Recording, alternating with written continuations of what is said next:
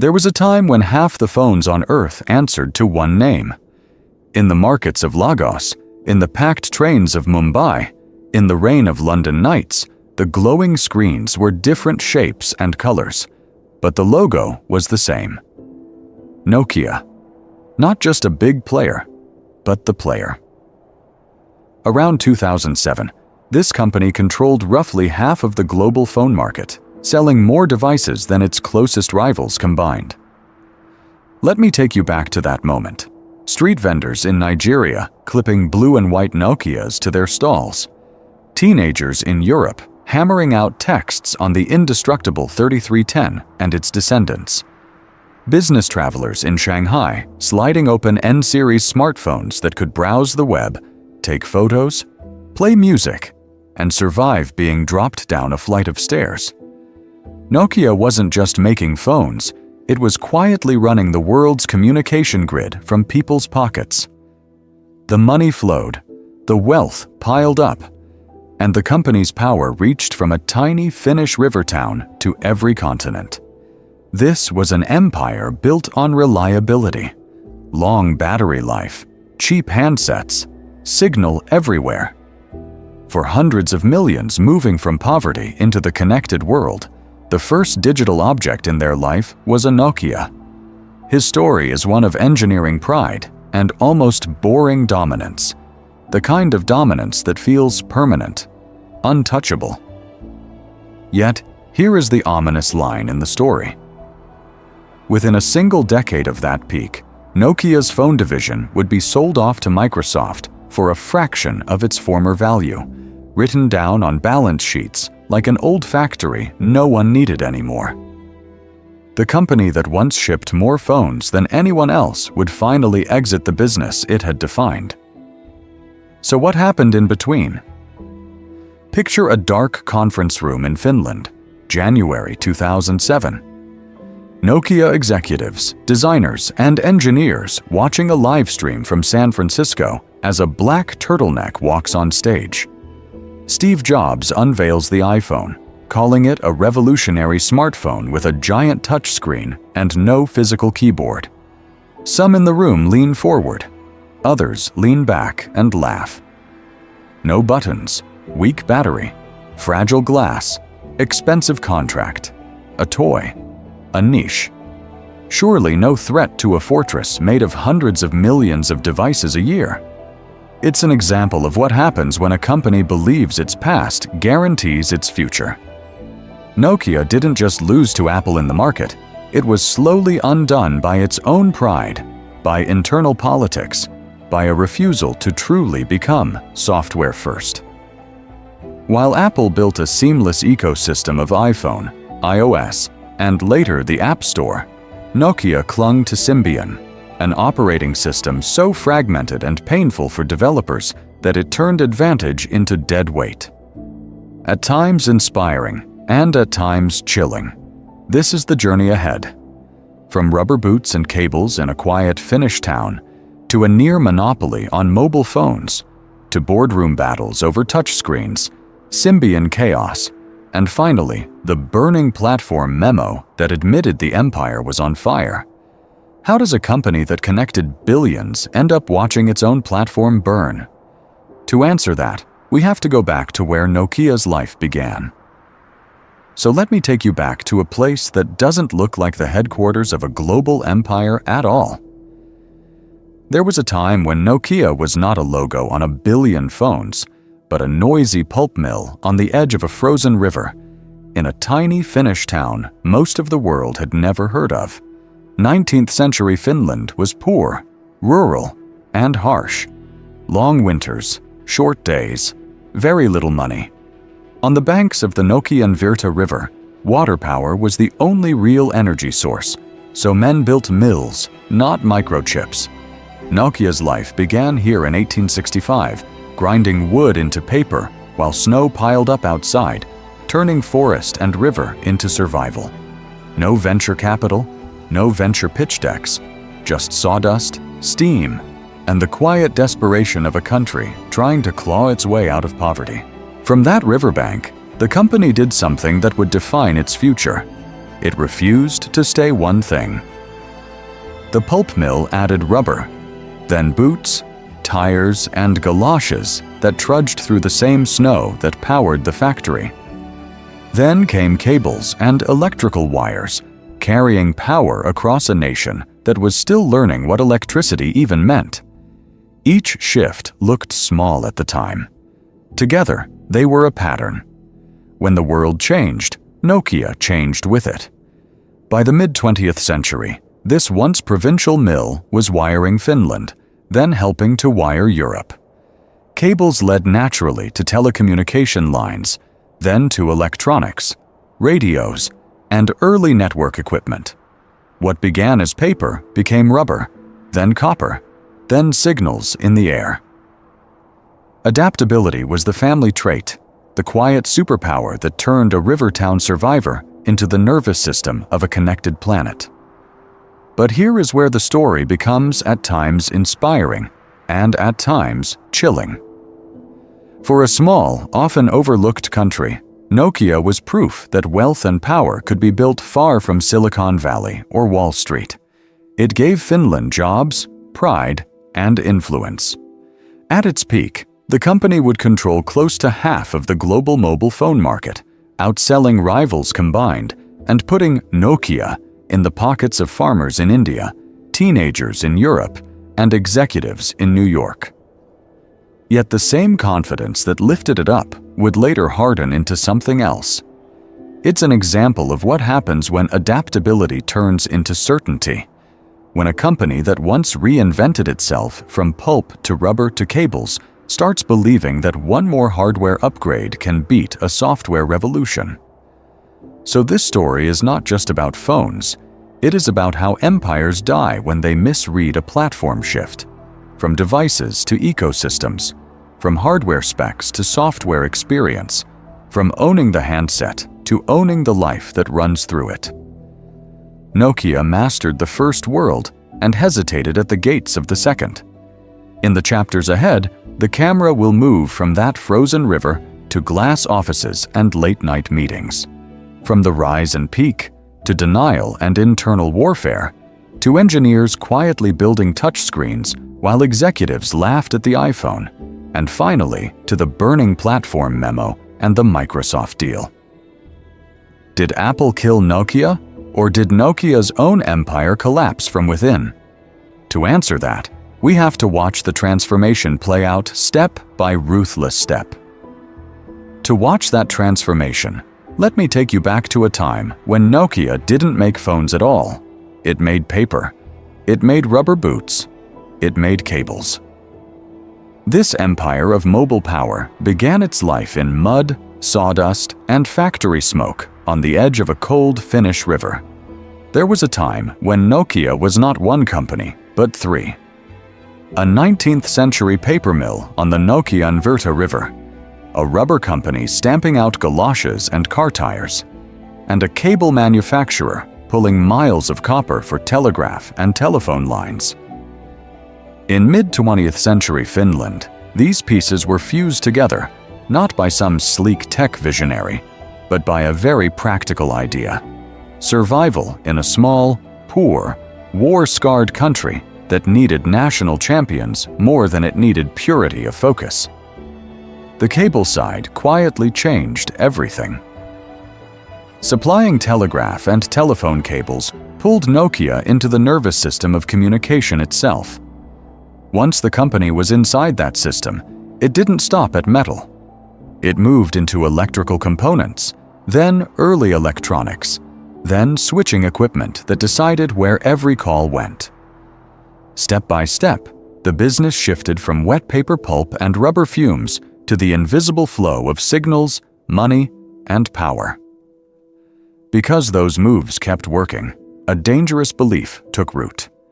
If Nokia could make boots, tires, cables, TVs, and even primitive computers, then why couldn't it do everything? The company poured out televisions for European living rooms, made military radios, built early data terminals. The product catalog looked less like a focused strategy and more like a department store.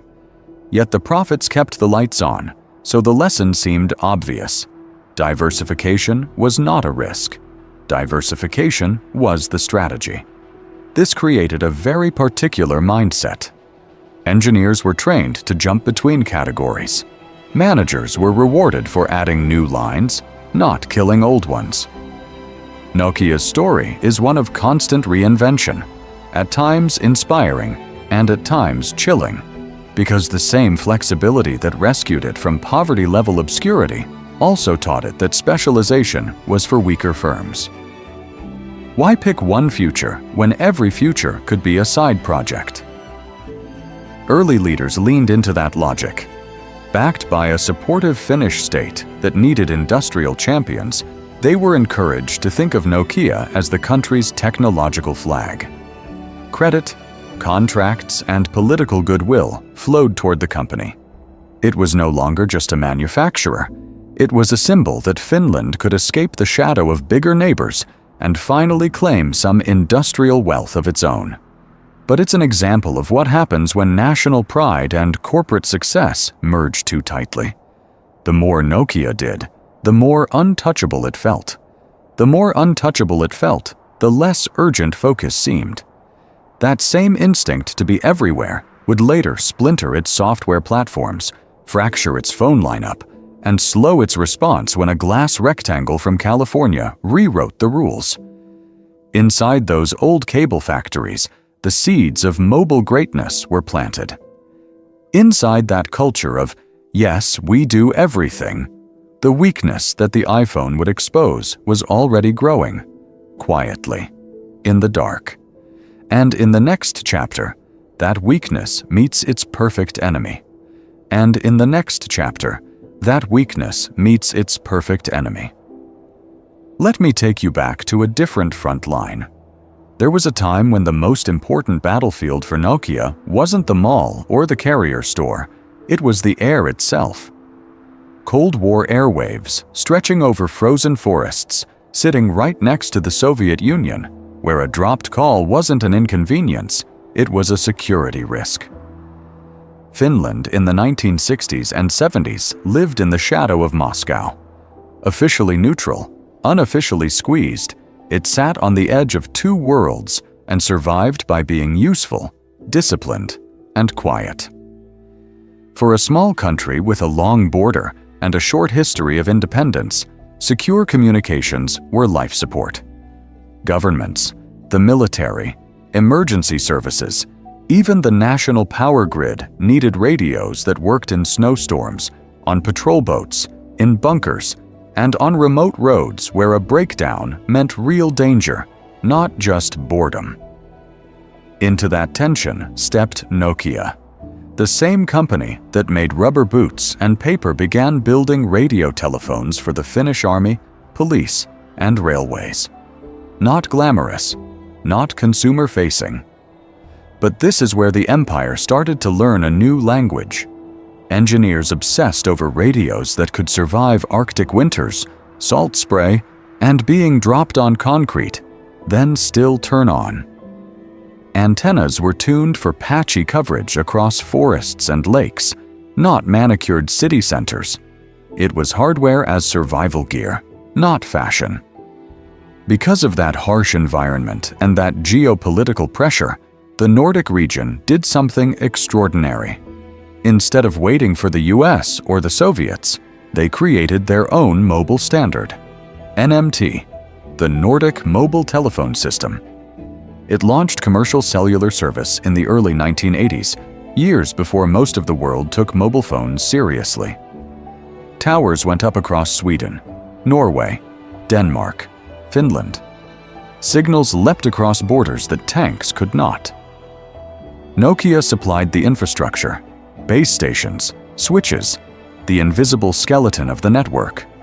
Then it began selling early car phones, those suitcase-sized bricks bolted into Volvos and Mercedes, used by doctors, executives, and government officials.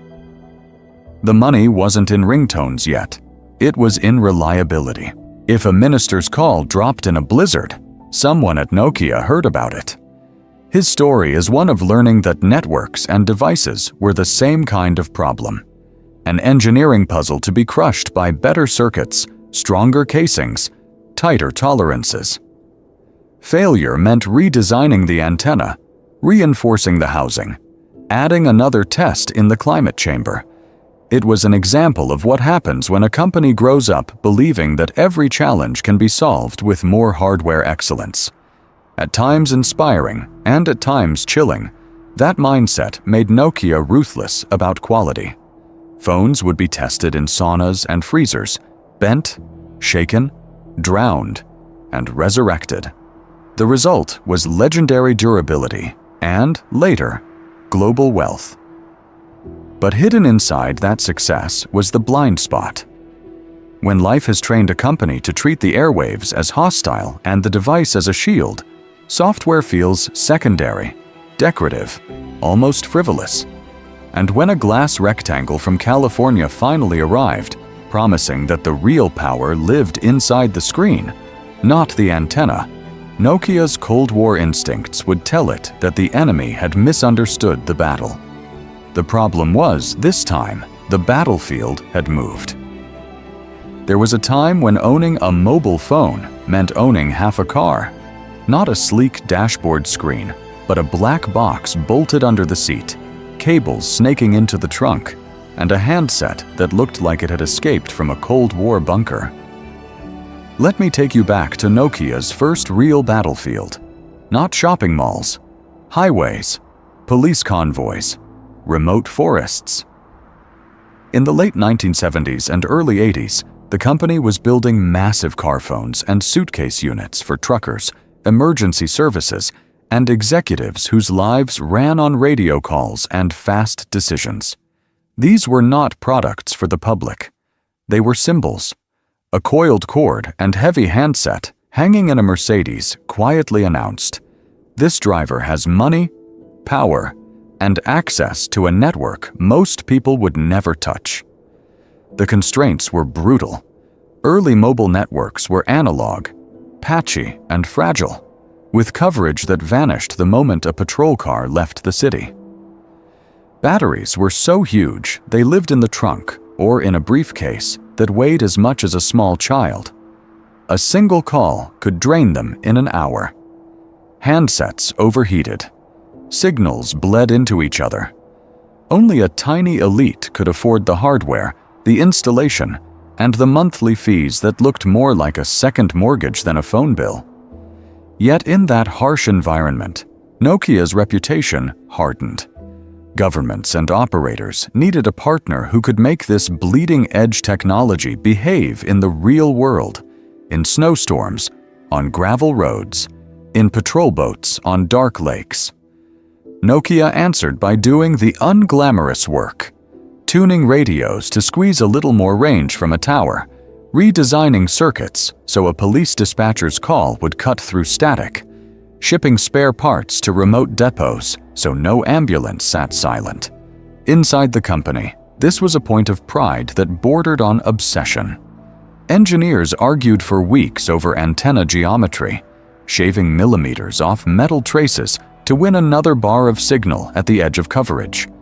Others tortured batteries in climate chambers, cycling them through freezing Finnish nights and damp coastal air until they knew exactly how long a unit would survive in sub-zero patrol shifts. Cases were thick, heavy, unapologetic. A phone that shattered on concrete was a personal insult. A phone that survived a fall down metal stairs and still connected to dispatch was a quiet victory. His story is one of empire building through reliability, not glamour, and at times inspiring, and at times chilling in what it taught the culture. Because when success comes from brute durability, from surviving drops, blizzards, and bad wiring, it's an example of what happens when a company learns to trust hardware above all else. That mindset would finally become dangerous. Years later, when a thin glass rectangle arrived from California, promising that the real wealth lived in icons and software emotions rather than antennas and steel, Nokia's engineers saw a fragile toy. The world, very quickly, did not. And while those early bricks had made Nokia untouchable in one era, they were quietly blinding it to the next. There was a time when Nokia's problem wasn't arrogance, it was survival. Let me take you back to Finland in the early 1990s. The Soviet Union, Nokia's friendly neighbor and one of its biggest buyers of cables, switches, and industrial electronics, had just collapsed. Overnight, orders vanished. At the same time, Finland was hit by one of the worst recessions in its history. GDP fell, unemployment spiked into double digits, banks wobbled. For a small export-driven country, it felt like the floor had disappeared. Nokia was standing right on the crack, because Nokia wasn't yet a sleek tech champion. It was a sprawl. Tires, paper, electricity, computers, televisions, even those famous rubber boots. An industrial family tree that stretched back over a century, now all shaking at once. When the Soviet money stopped flowing, the weak branches snapped first. Consumer electronics bled cash. The PC division lagged behind global giants. TV factories that had once symbolized progress now quietly piled up losses. The empire that had tried to do everything suddenly discovered that in a synchronized downturn, everything can go wrong together. By 1991, the numbers were terrifying. Debt was mounting, credit ratings were under pressure, and there were real conversations about whether Nokia might be broken up or even nationalized. Because of its size and history, its life was tangled up with Finland's own identity. A collapse wouldn't just be a business failure, it would be a national humiliation. Yet inside the company, loyalties clung to old divisions, old products, old ways of making money. Into this walked a former banker with steel-rimmed glasses and a calm manner, Jorma Ollila. He took over as CEO in 1992, right as the storm peaked. His story is one of cold arithmetic rather than romantic nostalgia.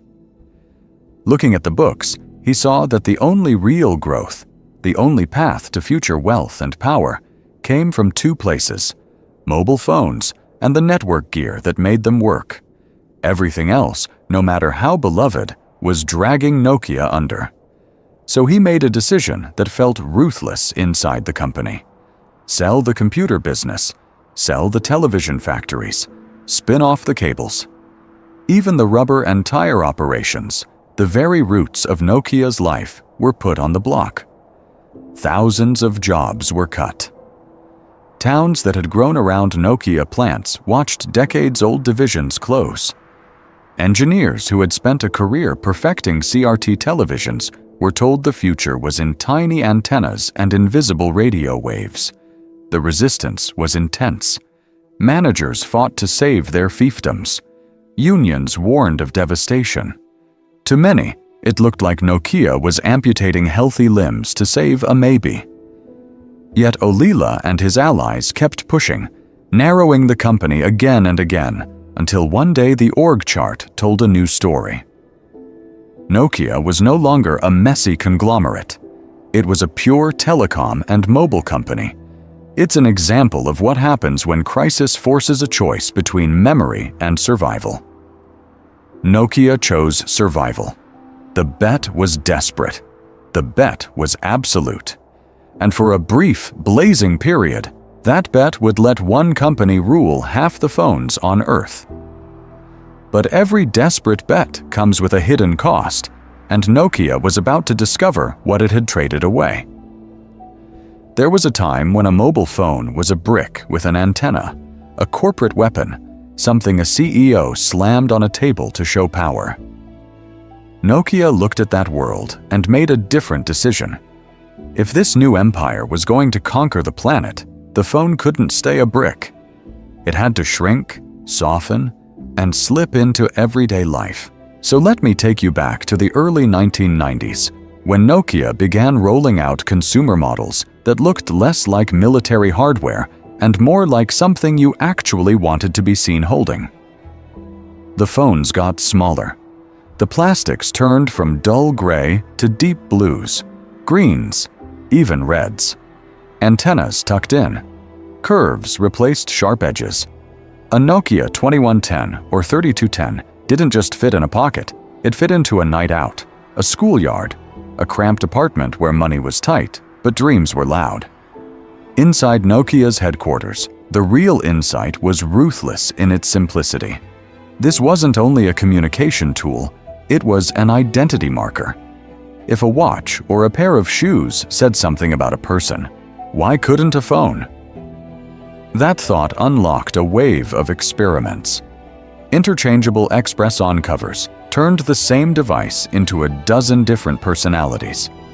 One teenager could snap on neon orange, another kept it black and serious. A third picked a scratched-up blue because it matched the life already being lived. Then came sound. Custom ringtones, monophonic at first, became tiny declarations of taste. The now iconic Nokia ringtone, adapted from a 19th century guitar piece, evolved into a global audio logo. It rang in offices, on buses, at family dinners, in crowded markets. A few notes, and everyone knew the brand. It's an example of what happens when design, marketing, and engineering all quietly agree that emotion is the real operating system. To make that emotion stick, the interface had to feel friendly. Nokia menus were simple, almost brutally so. Big text, clear icons, a green button that meant yes, and a red button that meant no. No manual required. A farmer in India, a student in Brazil, a taxi driver in Nigeria could pick one up and within minutes send a message, save a number, set an alarm. His story is one of global reach. From Nordic forests to urban slums, the same soft blue backlight signaled entry into a modern world.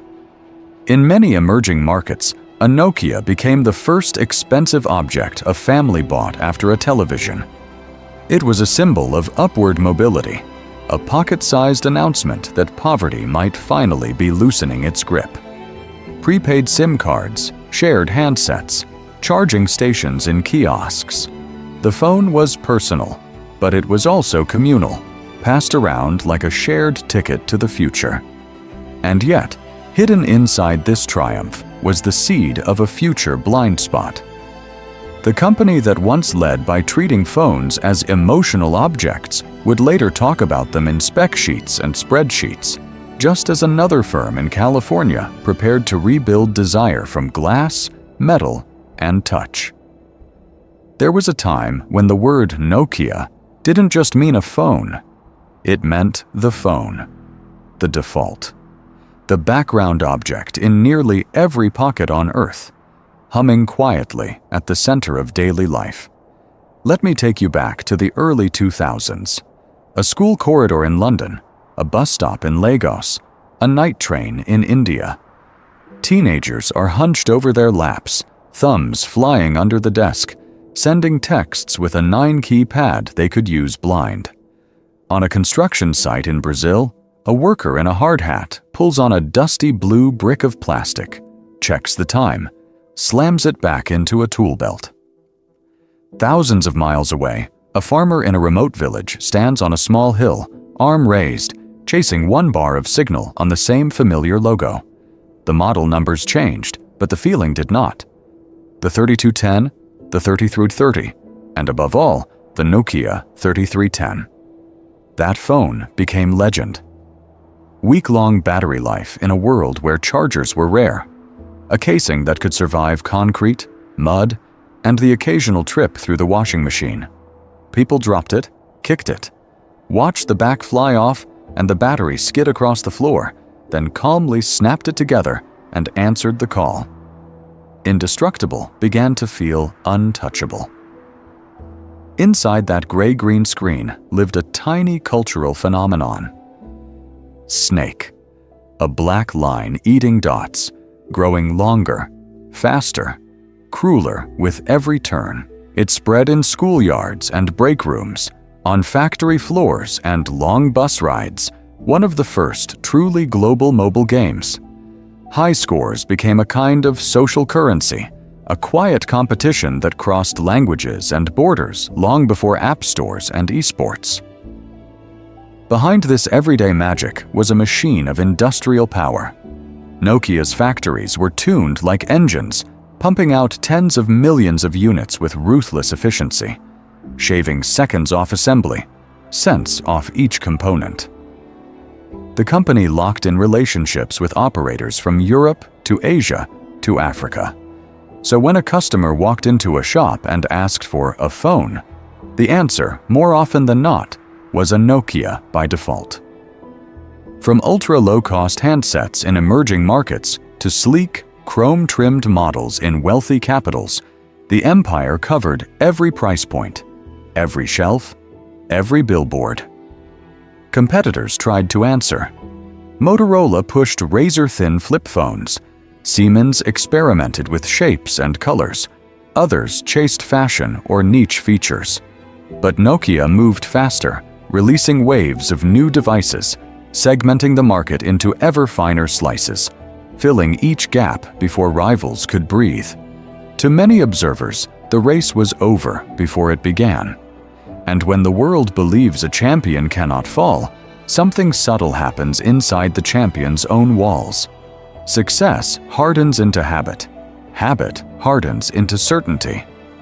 Meetings drift from bold questions to safe forecasts, from imagining new lives around the phone to protecting the money already flowing in. It's an example of what happens when dominance feels permanent. The outside world keeps changing, but inside, the screens mostly show charts going up. The 3310 era made Nokia look immortal. The real danger was that, for a while, the company started to believe it. There was a time when 1 out of every 2 phones on Earth carried the same logo.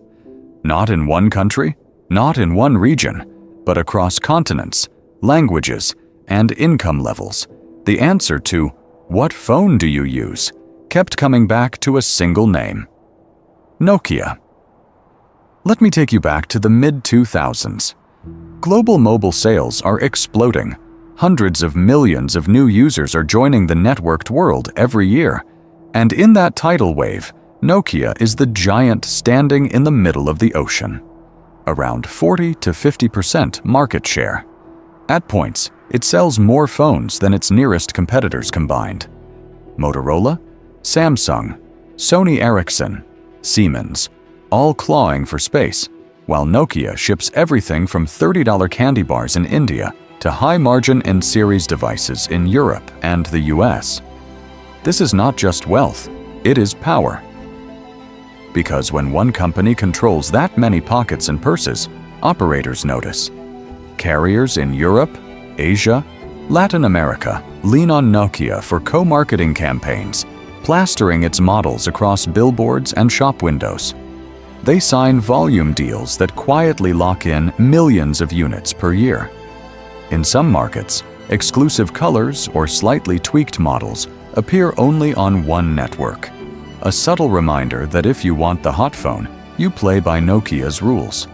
For operators, Nokia becomes the safe choice, the default, the partner that can fill warehouses on time, hit every price point, and deliver a phone that, at the very least, will not embarrass anyone. If a smaller manufacturer misses a shipment, that is an inconvenience. If Nokia misses, that is a crisis. So meetings bend around Nokia's roadmaps, not the other way around. It is an example of what happens when scale stops being a goal and starts being gravity. Back in Espoo, at headquarters on the edge of the Baltic, that gravity shapes daily life. The company is not just a business, it is a national symbol. In Finland, Nokia's rise is woven into the story of a small country escaping poverty and building a high-tech empire out of forests and cold. Employees talk about the Nokia family with a straight face. There is corporate confidence, even swagger. The belief that Nokia does not follow the mobile game. Nokia writes it, and in many ways, that is literally true. Nokia engineers and executives help define GSM standards, push for particular frequency bands, shape how 3G networks will handle voice, text, and early data. The technical language that phones speak to towers is hammered out in committees where Nokia's voice is loud, prepared, and persistent. Because of that influence, a new feature does not just appear on a Nokia handset. The network itself is often tuned to welcome it. From the outside, it looks unassailable. Half the market, deep operator ties, a hand on the standards that govern the airwaves. Yet inside this fortress of success, something quieter is happening. Teams are arguing about what a phone should be in 5 years. Hardware veterans defend keypads and battery life. Software groups whisper about touchscreens, internet services, and app ecosystems. The question is no longer whether Nokia can win the present. The question is who inside Nokia will be allowed to define the future, and what happens when that answer is wrong. Inside Nokia, that future already has a name. Symbian. There was a time when the word smartphone did not mean iPhone or Android. Long before Steve Jobs walked on stage in 2007, Nokia was already selling millions of devices that handled email, ran apps, and browsed a stripped-down internet. The communicator bricks in executives' briefcases, the N-series sliders in teenagers' pockets, the business-class E-series with their tiny keyboards, all of them ran on the same invisible empire, Symbian OS. Let me take you back to the late 1990s. A small British company called Symbian, known for its quirky handheld organizers, spun its software into a joint venture with Nokia, Ericsson, and Motorola. The idea was noble and, at times inspiring, and at times chilling. Build a shared operating system for the mobile future, spread the cost, and prevent any one company from owning the foundation of this new world. On paper, it was cooperation. In practice, whoever shipped the most phones would gain the real power. That winner was Nokia. By the mid-2000s, as its phone sales exploded, Symbian became Nokia by another name. Nokia engineers drove the roadmap. Nokia user interfaces sat on top. Nokia's needs shaped every compromise. Because of that dominance, Symbian quietly powered the majority of the world's smartphones, from the iconic N95 to business workhorses that lived in briefcases, factory floors, and government offices. It was efficient on tiny batteries, squeezed performance out of low-power processors, and had been battle-tested on networks from Helsinki to Hyderabad. On paper, it looked perfect. In code, it was a maze. Symbian's architecture came from an age of PDAs and limited memory, with strict rules, strange idioms, and a learning curve that broke even experienced programmers. Then, manufacturers layered different UIs on top. Nokia's S60, UIQ for stylus devices, Japanese variants with their own expectations. One operating system, many faces, none of them quite the same. For developers, this was life on hard mode. Writing an app meant wrestling with obscure memory models, signing processes that demanded certificates and fees, and fragmentation that turned one app into 5 slightly different builds. An alarm app might work on a Nokia N7 III, but crash on an N95. A game might pass Nokia's signing rules, yet fail on another Symbian partner's device. While Nokia was counting market share, many developers were quietly counting headaches. Here's the pattern interrupt. While Symbian rules the numbers, the center of gravity is already shifting. The next war will not be won by the company with the most models, but by the platform that makes life easiest for developers and consumers at the same time. Symbian, for all its reach, is a sprawling legacy system held together by patches, politics, and habit. It shows what happens when an empire grows faster than its foundations. And as Nokia wrestles with this aging giant, in California, a different philosophy is taking shape. One phone, one interface, one tightly controlled platform designed from day one to seduce developers rather than scare them away. That one phone, one interface ideal wasn't just a Californian fantasy. Deep inside Nokia's own labs, the same dream was already glowing on a workbench. There was a time when the most advanced touchscreen in the mobile world didn't belong to Apple at all. It belonged to a company still famous for rubber boots and indestructible bricks. Let me take you back to 2005. While the public saw candy bar Nokias with tiny screens and numeric keypads, a different story was playing out behind secure doors in Espoo. Engineers were huddled around prototypes that looked strangely familiar today. Slabs of glass, minimal buttons, full-screen interfaces built not for T9 texting, but for living on the internet. The Nokia 770 Internet tablet arrived that year, a pocket-sized screen with Wi-Fi, a web browser, even a touch interface. Not a phone, not yet, but a glimpse of another path.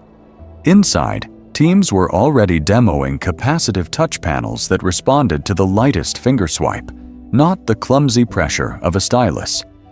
They showed rich web pages loading over Wi-Fi, pinch-like gestures, home screens with icons that behaved suspiciously, like apps long before "there's an app for that" became a slogan. Young engineers argued that this was the future of mobile life. One device for browsing, email, media, and communication, not a dozen specialized models. On internal slides, the pitch was simple and at times inspiring and at times chilling. Turn the phone into a pocket computer. Turn the network into a platform. Turn Nokia's hardware empire into a software and services empire. But to the executives who had climbed to power selling hundreds of millions of keypad phones, it sounded dangerously radical. Because of fears about battery life, fragile glass, and high component costs, every bold prototype came with a warning label. This could drain the battery. This could shatter in a pocket. This could make a 100-odd phone feel obsolete. There was another fear, quieter but stronger. A full-screen, internet-first Nokia phone would cannibalize the company's own money machines. Why rush to replace devices that were printing cash across Europe, Asia, and emerging markets? Why bet the whole family business on a risky new design when the existing catalog already dominated half the planet? So the future was pushed to the margins. The 770 and its successors were framed as internet tablets, niche gadgets without cellular radios, sold to hobbyists and developers rather than to the mass market. Touch prototypes were recast as experiments, side projects, interesting but not urgent.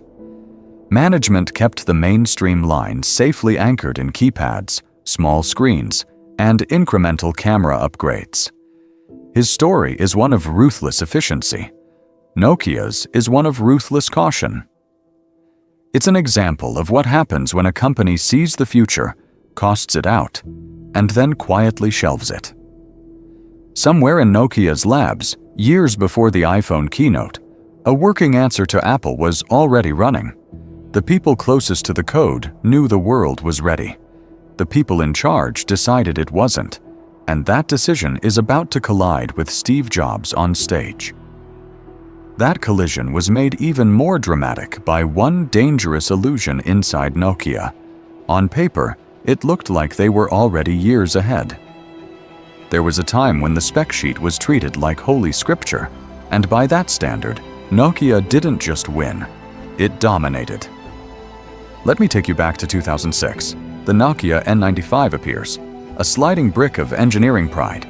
5-megapixel Carl Zeiss camera with autofocus and flash, GPS with turn-by-turn navigation, 3G data, Wi-Fi, MP3 player, TV out, expandable microSD storage. It could record video, browse the web, run apps, even act as a crude sat-nav. Lined up next to what Apple would show months later, the N95 looked like the veteran general and the iPhone like an untested recruit. Inside Nokia, that comparison turned into a comforting story. The belief was simple: superior hardware, rugged design, and deep relationships with carriers would always beat flashy interfaces or passing design trends. Phones were tools, not toys. Battery life, antenna performance, drop resistance, radio bands, these were treated as the real sources of power. A scratched metal back was a badge of honor, not a problem for the design team. So product teams optimized their lives around a different battlefield, not the end-to-end experience, but the carrier checklist. MMS? Check. Video calling? Check. FM radio, Bluetooth profiles, removable battery, expandable storage, Java games, operator branding, preloaded apps, check, check, check. Every line on that sheet was money, leverage, another way to keep the empire of distribution locked in. His story is one of ruthless optimization, but aimed squarely at the wrong target. Because every new feature came at a cost. Menus grew deeper. Settings multiplied. A single action might hide behind 6 key presses and 3 confirmation screens. Changing a ringtone meant diving through nested folders. Installing an app meant hunting for the right Symbian build, approving cryptic permissions, hoping the phone didn't freeze. It worked, technically. It just did not feel like wealth to the average user. It felt like work. Meanwhile, in California, Apple was quietly perfecting the opposite philosophy. Fewer features, but everyone polished. One home button, a capacitive touchscreen that invited fingers instead of styluses. Visual voicemail instead of carrier-branded menus.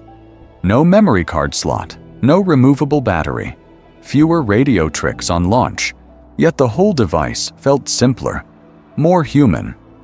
It's an example of what happens when one side fights for checkboxes while the other fights for the entire story of how a phone lives in your hand. At times inspiring, and at times chilling, Nokia's hardware high made executives feel untouchable. The N95 and its siblings seemed to prove the strategy. Sales were strong, margins were healthy, market share was towering. Nokia believed it was winning the war of features. But a different kind of war was about to start, one where specs mattered less than software, developers, and design. And Nokia had not trained for that battlefield at all. Nokia had trained for a hardware arms race.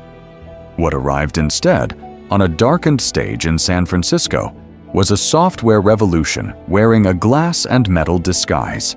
January 9th, 2007, Moscone Center. Steve Jobs walks out in his black turtleneck, pauses, and tells the crowd there was a time when Apple was just a computer company. Then he smiles and says they are introducing 3 revolutionary products: a widescreen iPod with touch controls, a revolutionary mobile phone, and a breakthrough internet communicator. He repeats the list. The crowd leans in. Then the punchline lands. These are not 3 separate devices. This is one device, the iPhone. Applause explodes in California. In Espoo, Finland, the reaction is quieter, sharper, filtered through fluorescent lights and conference room projectors. Executives, product managers, and engineers huddle around live streams, news sites, and hurried email summaries. Some watch the multi-touch demo and feel a jolt in the gut they do not admit in the meeting notes. Others fold their arms, already preparing the reasons this new toy cannot threaten a global empire built on hundreds of millions of rugged, affordable phones. The critiques start fast. No physical keyboard. To veterans raised on BlackBerry, a series, and years of texting with gloves on, this looks like heresy. High price. Nokia sells to farmers in India, teenagers in Eastern Europe, whole families in Africa. Apple is asking flagship money for a single, fragile device. Poor battery life, at least on paper. Limited network support, only Edge at launch, no 3G. And above all, Apple has no experience with operators, no deep relationships with carriers in dozens of countries, no industrial-scale distribution into every tiny shop from Beijing to Buenos Aires. Through Nokia's lens, the story writes itself. The iPhone is a high-end niche gadget for wealthy Americans on one operator, a fashion statement for people who already own Macs, not a tool for a fisherman in Vietnam or a factory worker in Brazil. Symbian might be clunky, but it runs on everything from cheap candy bars to the N95 monster in the lab next door. This is how a giant, confident in its reach, looks at a rival and sees a rounding error instead of an existential threat. Yet on that giant screen in San Francisco, something more dangerous than a gadget is taking shape. A phone that behaves like a tiny computer, an interface that treats fingers as the only stylus that matters, a single, unified operating system ready to pull in developers and lock in consumers. It is not just a product demo, it is an example of what happens when design, software, and services fuse into one seamless life companion. In those rooms in Espoo, there is laughter, skepticism, even relief. Nokia believes it has time, but the operating system on that stage is already rewriting what people will expect from every phone on Earth, and Nokia, still counting units and features, does not yet realize the ground beneath its empire has quietly begun to burn.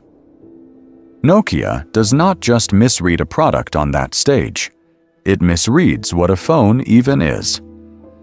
For a decade, there was a time when a phone, to Nokia, meant one thing above all else: communication. Voice calls, SMS, reliable signal bars in a village, a city, or a desert road. Everything else was decoration on top of that core. Inside the empire, the mental model is clear. A phone is a tool, not a computer.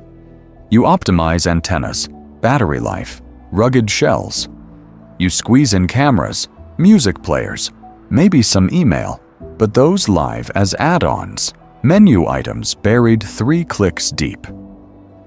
The real victory is that a farmer in India and a banker in London can both afford a Nokia, both trust it to connect their family and their work.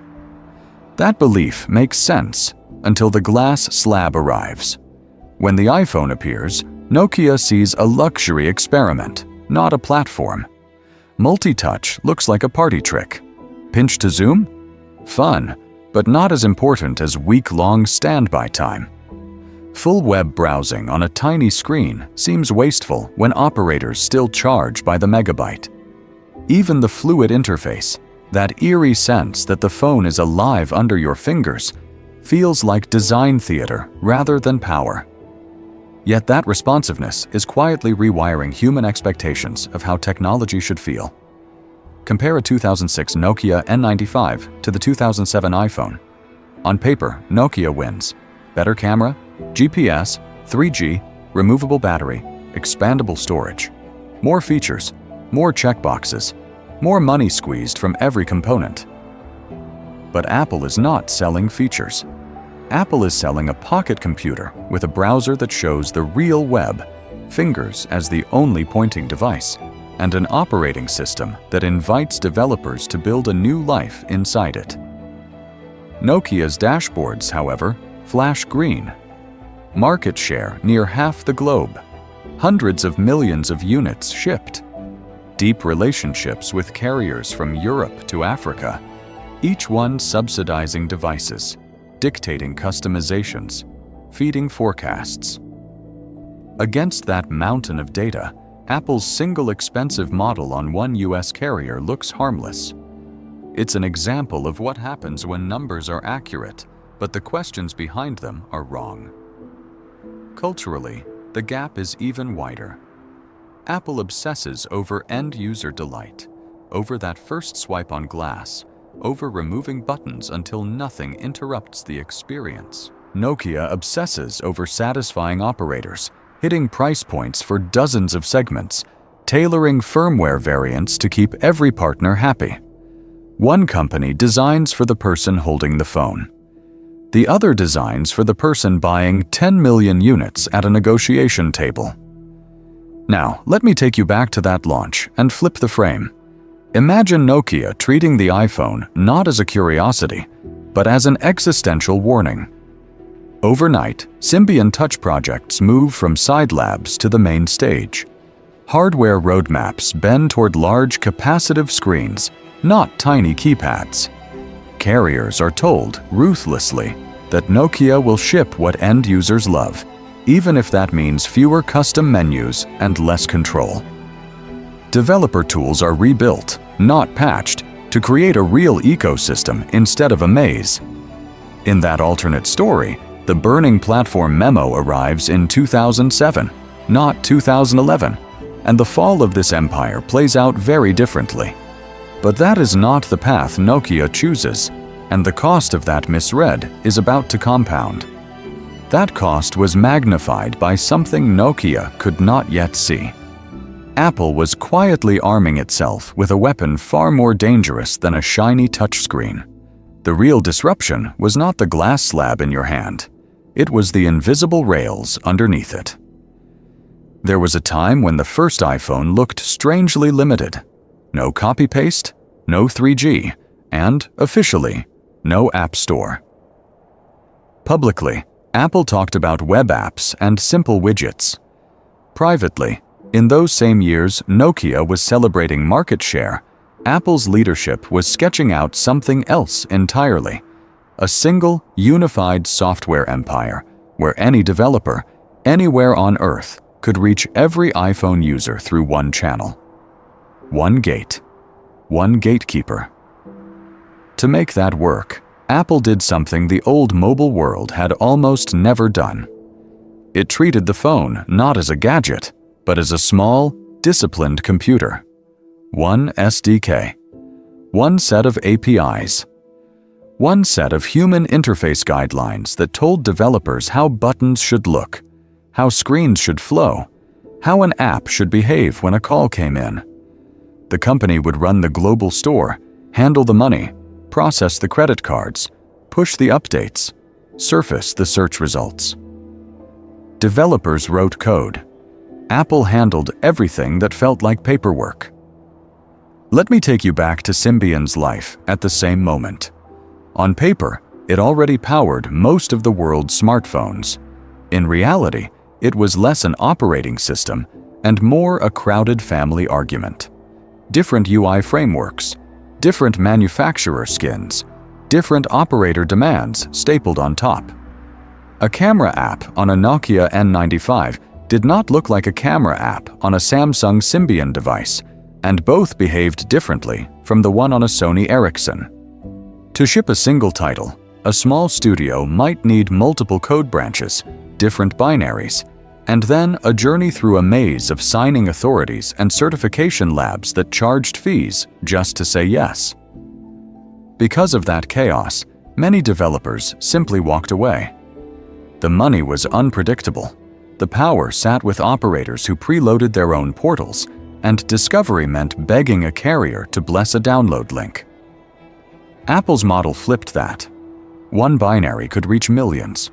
One review could push an unknown game into sudden wealth. Phones stopped being frozen appliances and became, at times inspiring and at times chilling, living catalogs of other people's ideas. It's an example of what happens when a company quietly rewires consumer expectations. Overnight, the phone was no longer just for calls and texts. It was a customizable, upgradable computer in your pocket, a device that could change its personality every time the App Store icon lit up with a red badge. Users started to expect that their device would get better after they bought it, that new powers would simply appear. As developers began to swarm toward this new gravity well, Inside Nokia, the arguments over Symbian, memo, and every possible escape hatch grew louder, more emotional, and finally more ruthless. The world was converging on one platform per device. Nokia was drifting toward 3, and the next internal battle would not stay contained inside meeting rooms. There was a time when Nokia wasn't just fighting Apple and Google, it was fighting itself. While Apple poured everything into one bet called iOS, Nokia quietly opened a second front, a Linux-based touch platform called memo, living in the shadows of its Symbian empire. Memo began on internet tablets like the N770 and N800, strange half-step devices that looked like a phone that had misplaced its phone app. Underneath, though, was a modern Linux core, a real browser, and a touch interface that felt closer to the future than any Symbian menu maze. Let me take you back to an era when that future sat in a corner lab, treated as an experiment rather than a lifeboat. Inside Nokia, this created factions. On one side were the Symbian loyalists, veterans who had built the company's dominance, who could point to charts showing 40 to 50% global share and a vast installed base. They spoke the language of operators, subsidies, and roadmaps. Symbian, they argued, was ugly but proven. It made money. It kept the family fed. On the other side were the memo advocates, many from open-source backgrounds, pushing a touch-first vision that looked alarmingly similar to what Apple was now shipping. To them, Symbian was a relic. Fragmented code, impossible APIs, and UI frameworks held together with duct tape and obligation. Their story is one of engineers begging to make a clean break while the cash machine was still humming. Because of this split, resources, talent, and attention were scattered. Symbian was trying to bolt on touch with S60 5th edition. Memo was building a Linux touch stack. Somewhere else, a team was sketching yet another UI layer. Different tool chains, different design languages, different strategic goals. While Apple focused on one OS, one app store, one design philosophy, Nokia was funding 3 overlapping answers to the same question. Executives were trapped between quarterly reality and existential fear. Operators wanted more Symbian devices now, more N95s with slightly better cameras, more keyboard phones that felt safe. But the engineers waving memo prototypes were warning that safe meant slowly drowning. It's an example of what happens when short-term dominance makes long-term change feel optional, right up until it isn't. The tension became almost ritual. Every win for Symbian meant more headcount, more marketing, more promises to carriers. Every small victory for Memo, or later Migo, meant admitting that the current empire was aging, that the old code might never truly become touch native. No matter who won a meeting, the company as a whole was losing time. At times inspiring and at times chilling, this internal civil war produced flashes of brilliance like the N900 and then buried them under compromise. And as Nokia argued with itself over which future to choose, competitors were quietly removing the choice altogether. Competitors were removing the choice, and nowhere was that more obvious than in the life of a mobile developer. There was a time when writing a smartphone app meant staring down Symbian. On paper, Nokia controlled the platform that powered most of the world's advanced phones. In practice, it felt less like joining an empire and more like wandering into a maze. Different UI frameworks, different screen sizes, different key layouts, different memory ceilings, all flying under the same brand. One codebase that ran on an N95 might crash on an E71. Same company, same logo, completely different behavior. To build for Symbian, a developer needed arcane tooling, strange compilers, and a tolerance for pain. The SDKs were heavy, the documentation uneven, the examples out of date. Signing an app meant chasing certificates, dealing with operators, and navigating a security model that treated every newcomer like a potential criminal. Weeks could vanish just getting "Hello World" to install on 3 actual devices without throwing a mysterious error code. Because of this complexity and the ruthless fragmentation of the lineup, performance became a lottery. An app that felt smooth on a flagship would crawl on a cheaper model that millions of people actually owned. Some phones had plenty of RAM, some barely had enough to open the menu. Developers were forced to aim low, trimming features, cutting animations, avoiding ambition. Ambition did not survive long on Symbian. Then Apple walked on stage and promised something radically simple. 1 SDK, 1 store, 1 set of devices. Write in Cocoa Touch, test on a small family of iPhones, submit to a single global app store, and if the app sold, the money just arrived. No operator gatekeepers, no regional signing rituals, no guessing which obscure handset in Brazil would break the build. For the first time, a lone developer in a small apartment could reach millions of customers with a clear, legal path to wealth. Let me take you back to a composite story that played out thousands of times. A small team in Europe spends 6 months building a Symbian app. They fight with memory limits, rewrite code for 3 different Nokia models, pay for signing, then watch as one major operator refuses to carry it. Sales, almost nothing. Morale, gone. The same team retools for iOS, ships a cleaner version in 8 weeks, gets featured on the App Store, and finally sees real money for the first time. Because of stories like this, the center of gravity shifted almost overnight. The best mobile talent began designing for Apple first, then maybe, if there was time, porting a stripped-down version to Nokia. His story is one of power flowing toward whoever makes life easier for creators, and it's an example of what happens when a gate slowly closes while another swings wide open. Inside Nokia, hardware teams kept racing ahead, launching more models, more variants, more screens. But as they did, the ecosystem around them was quietly hollowing out. And the next time Nokia unveiled a flagship, something crucial would be missing from the stage.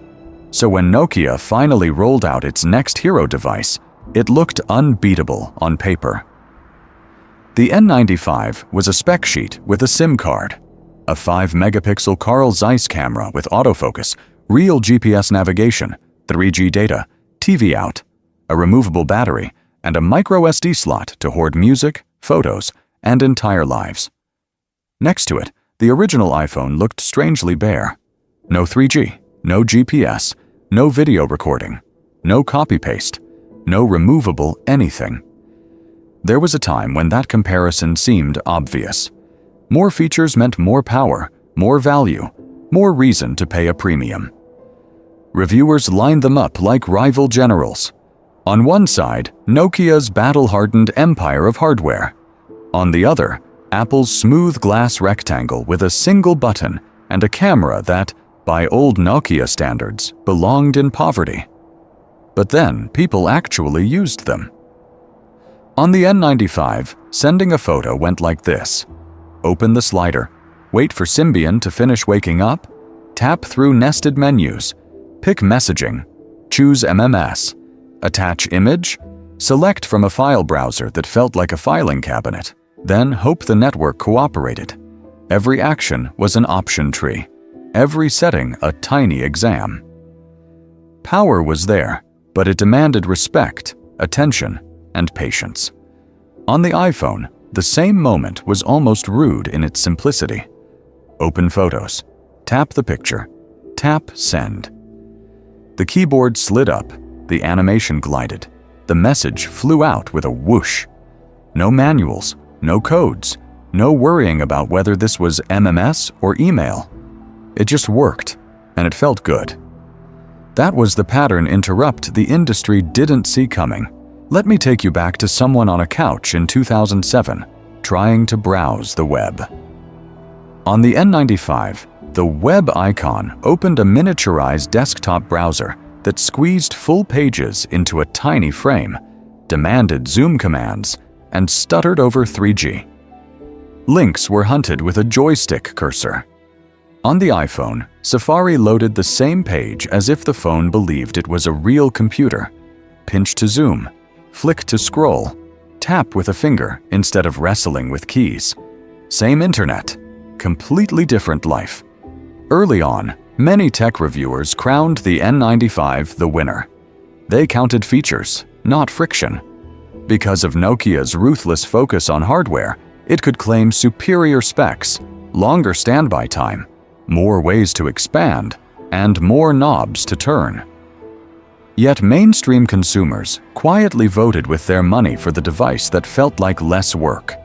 And something deeper shifted. Phones were no longer frozen appliances. With the iPhone's software updates, and soon the App Store, people began to expect that their device would improve over time. At times inspiring, and at times chilling, this was power moving from silicon to software, from checklists to feelings. It's an example of what happens when a company wins the old game so completely that it misses the new rules. Nokia still thought it was selling phones. Apple was selling a future. And the next battle would expose just how unprepared Nokia's empire really was. Nokia's empire still looked unshakable on paper. Half the world's phones, rivers of money, a distribution machine that reached from Helsinki to the smallest village kiosk. But beneath that surface, the first cracks were already spreading through the high end, where the future always arrives first. There was a time when the N95 was the king of that future. A 5-megapixel camera, GPS, 3G, a sliding chassis that felt like precision engineering. Yet in 2008, in places that really mattered for trends, New York, London, Hong Kong, operators started sending back a different story. Customers walking into stores, holding an iPhone saying, "Why does this Nokia feel old?" Let me take you back to one of those Monday morning meetings in Espoo's. A long glass room, a wall of charts, and a quiet ritual that had once been comforting. Market share by region, ASPs, operator feedback. For years, the lines had all trended the same way, up and to the right. Now, for the first time, a red slice labeled Apple was clearly eating into Nokia's premium segment in Western Europe and the US. At first, the mood was almost amused. An executive pointed out that Apple sold only a few million units. Another reminded the room that Nokia still controlled close to half of global volumes, that Symbian powered the majority of the world's smartphones. High-end erosion in a few rich cities could be explained away as a temporary bubble, driven by hype, fashion, and wealthy early adopters. But then came the next slide. Early Android numbers from HTC and others, tiny in absolute terms, yet growing at a pace that made the room fall silent. Because of Google's free OS, every competitor suddenly had a path to touch, to apps, to internet phones that looked frighteningly like the iPhone without Apple's price tag. This was no longer one expensive toy. This was a pattern. The debates turned sharper. Was this just a high-margin niche that Nokia could ignore while it kept dominating the mass market in India, China, Africa? Or was it a structural shift, where the expectations of a New York banker today would become the demands of a Nigerian student tomorrow? The answer depended on whether leadership believed phones were still about hardware features or about software, services, and ecosystems that improved almost every week. Denial gave way to anxiety, and anxiety to motion. Rushed task forces, emergency touch strategy workshops, reorgs that moved Symbian teams, created new units, renamed old ones, and left engineers wondering who they even reported to. Performance dashboards multiplied, but clarity did not. It's an example of what happens when a giant tries to fix a software problem with org charts. His story is one of power meeting reality. By the time Nokia finally admitted that the iPhone and Android were not a phase, but a new rule book, the company stood at a brutal fork in the road. Double down on somehow modernizing Symbian, or jump to something entirely new, and risk blowing up the empire to save it. So when Nokia hit that fork in the road, another player was already knocking on the door with a different map. Google didn't want to build just one phone. It wanted to rewrite the whole landscape. There was a time when Android was not a foregone conclusion, but a pitch deck and a handful of prototypes, and Google went shopping for partners. Behind closed doors, Google's team approached the big manufacturers: HTC, Motorola, Samsung, LG, and yes, Nokia. The offer was simple but bold. Take Android, a common smartphone platform, and let Google handle the heavy software lifting: the browser, the app model, the services. In return, hardware makers could move fast, ride a shared ecosystem, and avoid being crushed by Apple's integrated empire. For companies staring at the iPhone and feeling that cold chill, it looked like a lifeline. Inside Nokia, though, the pitch landed differently. This was a company that had once written its own network standards, dictated terms to carriers, and printed money from feature phones. Handing core software to Google felt less like a partnership and more like surrender. Executives worried they would lose control of the user experience, become just another commodity hardware shop, and watch their brand dissolve into a sea of black rectangles running the same icons. They had reasons. Nokia had poured years of life and billions of dollars into Symbian and its Linux-based memo projects. Whole teams, careers, and internal fiefdoms were built on that code. To bolt Android on top would not only undermine those investments, it would admit that the empire's own software could not win. And for leaders who still believed Nokia's problem was execution, not direction, that was a confession they were not ready to make. So the strategic calculus went like this. Nokia's brand was still unmatched. Its carrier relationships were deep. Its distribution lines ran from European capitals to rural villages in emerging markets. With that power, plus its existing OS assets, management believed it held more leverage going solo than by joining Google's ecosystem and standing in line with second-tier players. Let me take you back to the mindset. Apple was one threat. Sure, but becoming dependent on Google felt at times inspiring and at times chilling. Meanwhile, others made a different bet. Samsung embraced Android with almost ruthless enthusiasm. It took Google's free software, layered its own skins and services on top, and unleashed a rapid-fire barrage of Galaxy phones. Flagships, mid-range, budget devices. Android gave Samsung a foundation, and Samsung turned it into an avalanche. Not only did this help it climb the smartphone ladder, it put direct pressure on the very carriers and regions where Nokia once ruled. By saying no to Android, yet failing to ship a compelling in-house alternative, Nokia narrowed its own escape routes. Each quarter, Symbian looked older, memo slipped, and Android plus iOS tightened the noose. It's an example of what happens when a giant defends its past more fiercely than it builds its future. And in that shrinking corner, as options faded one by one, a single exit sign began to glow brighter on the wall: Microsoft. But the price of walking through it would shock even Nokia's own people. But while the Microsoft door was swinging open, there was another door, half-built, glowing in the corner. A different future, a future painted in Linux blue. MeeGo was Nokia's last great bet on itself.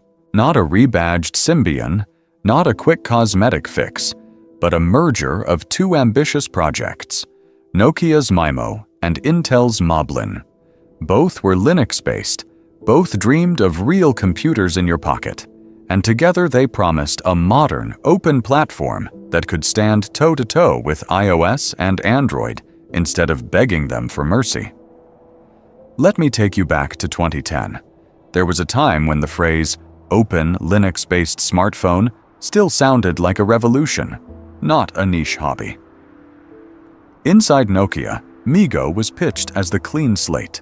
No Symbian baggage, no ancient code, just a sleek TouchOS with real multitasking, modern web tech, and a chance to rebuild an empire on software, not just hardware.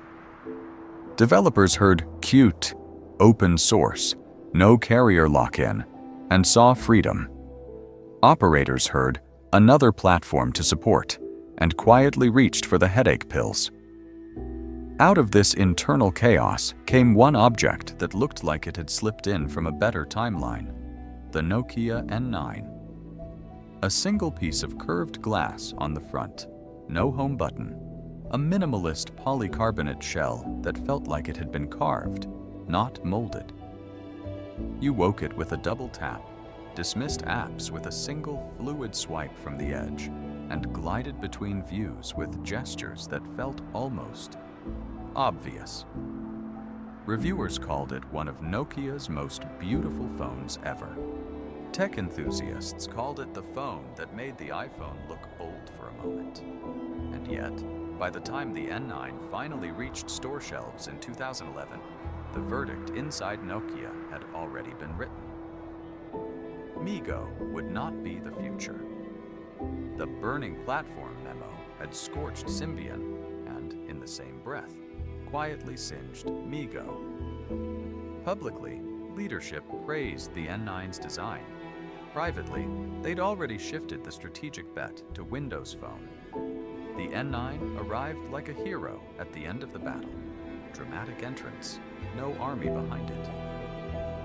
Developers who had spent years wrestling with Symbian saw in MeeGo a credible alternative to the iPhone and Android duopoly.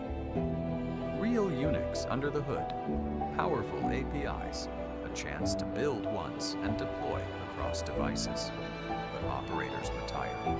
They were already juggling iOS, Android, BlackBerry, legacy feature phones. Backing yet another ecosystem from a company that was about to marry Microsoft felt less like opportunity and more like charity. His story is one of timing and power, at times inspiring and at times chilling. Because MeeGo was good, the N9 was loved, yet they were quietly marked for extinction, not for technical failure, but for strategic convenience. It's an example of what happens when a giant finally decides it can only afford one bet and chooses the partner with money and office instead of the platform built in its own labs. In another world, the N9 and MeeGo become Nokia's comeback story. In this one, they sit in museums and desk drawers, relics from the fork in the road where Nokia turned toward Microsoft and never came back. There was a time when Nokia didn't just dominate the market, it dominated the mood inside its own walls. Half the world's phones, endless profits, a national hero in Finland. On the outside, it looked like a calm, confident empire. On the inside, it was a Cold War. Let me take you back to Espoo, to the hardware floors first. These were the veterans, radio engineers who remembered rubber boots and car phones, who had pulled the company from near poverty into global wealth with antennas, batteries, and indestructible shells. Their story is one of precision and pride. They could shave a cent off a component, squeeze an extra hour of battery life, survive a 2-meter drop. To them, that was real power. A few floors up, the new tribe was moving in. Software people, UI designers, young hires who carried iPods, talked about web services, and said the word ecosystem without irony. They wanted touch-first interfaces, app stores, and internet-centric phones that behaved less like tools and more like living, breathing computers. To the old guard, it sounded reckless. To the newcomers, the hardware obsession felt like worshipping a fading god. Between them sat the MBAs and the middle managers, layers of review boards, steering groups, and risk committees. Any bold idea had to pass through gate after gate, each one asking for more market studies, more slide decks, more ways to avoid embarrassment. Because of that fear of failure, decisions stretched from weeks into quarters, from quarters into years, and by the time something was finally approved, the market had already moved. Inside this maze, teams didn't just compete, they collided. One group pushed a modern touch UI on top of Symbian. Another built Linux-based memo. A third guarded the profitable dumb phones. Instead of aligning around a single vision, they duplicated features, fought for headcount, and quietly undermined rival roadmaps. A delay in one project was an opportunity for another to grab resources. It's an example of what happens when internal politics outrun external threats. Pattern interrupt. Zoom in. A conference room in 2006. On the table, a touch-first concept phone, full screen, no keyboard, gesture-driven interface. The demo works. The engineers are excited. The software team talks about downloadable apps and over-the-air updates. Then the questions start. How will this fit with existing Symbian schedules? What happens to the keyboard teams? What about operator customization deals, accessory partners, all the careful plans already sold into next year's lineup? The verdict: too disruptive right now. Not because it's bad, but because it threatens too many existing promises. National pride made that decision feel safe. This was Nokia, the company that had already beaten Motorola, Siemens, and everyone else. Apple was a computer maker. Google was a search box. Admitting that outsiders had changed the rules meant admitting that the old formula, the one that built Finland's corporate crown jewel, no longer worked. For leaders who had lived that rise, the idea was at times inspiring and at times chilling. By the time they were ready to question it, the iPhone and Android weren't concepts in a meeting. They were in people's pockets. There was a time when the solution seemed obvious. If the old formula no longer worked, then change the person guarding the formula. In late 2010, Nokia's board did something no Finnish government, no rival, no angry shareholder had ever forced them to do in the company's long life. They reached outside the family. They hired Stephen Elop, a Canadian from Microsoft, walking into the snow of Espoo to take over a national champion that still sold more phones than anyone on Earth. Not only was he Nokia's first non-Finnish CEO, he was a man whose career had been built not on antennas and radio chips, but on software, platforms, and ecosystems. To some in Helsinki, it sounded almost heretical. To the board, it sounded like survival. Let me take you back to Microsoft in the late 2000s. Windows and Office were still printing money, but the company was watching Google seize the web and Apple seize the pocket. Elop, who had run the Office division, lived inside that tension every day. He saw how an operating system, a developer community, and a store could turn into an empire. How control of the platform meant control of the money, the data, the power. Phones, to him, weren't just devices. They were gateways to ecosystems that could lock in billions of lives. So when Nokia called, he arrived with that worldview wired into him. Inside the company, many hoped this outsider would do what insiders had postponed for years: cut through layers of committee meetings, kill aging products, force a real smartphone strategy instead of endless Symbian compromises. The fantasy was simple.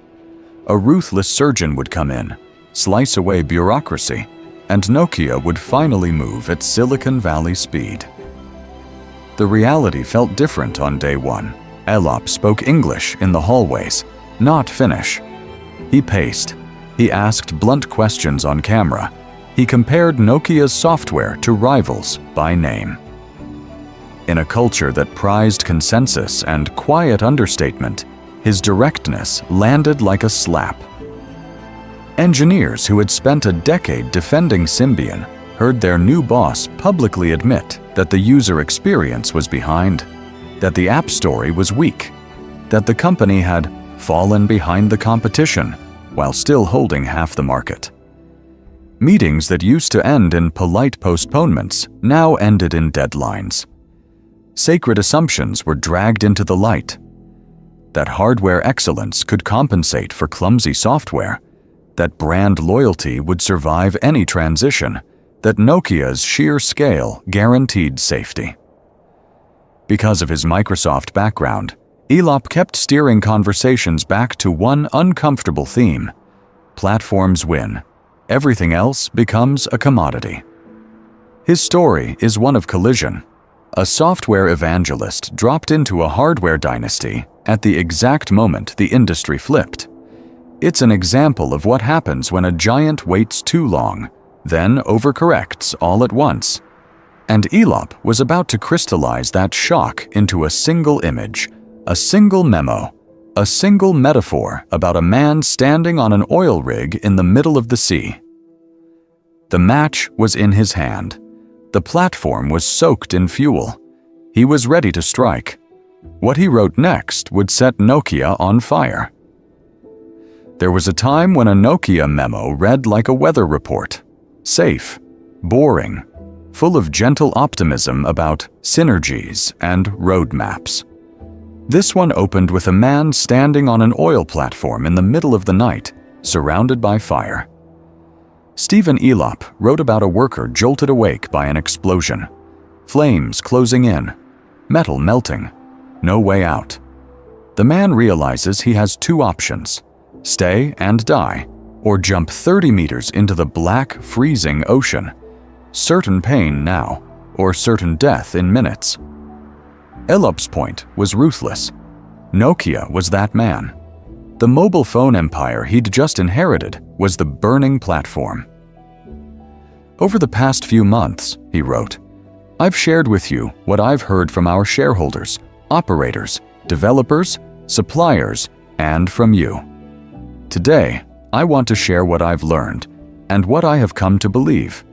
We are standing on a burning platform. No corporate sugarcoating. No polite denial. Just open admission that the life they'd built was already on fire. Line after line stripped the myth away. We have more than one explosion. We have multiple points of scorching heat that are fueling a blazing fire around us.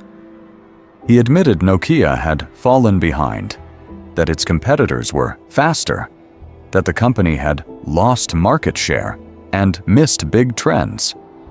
He even named the culprits.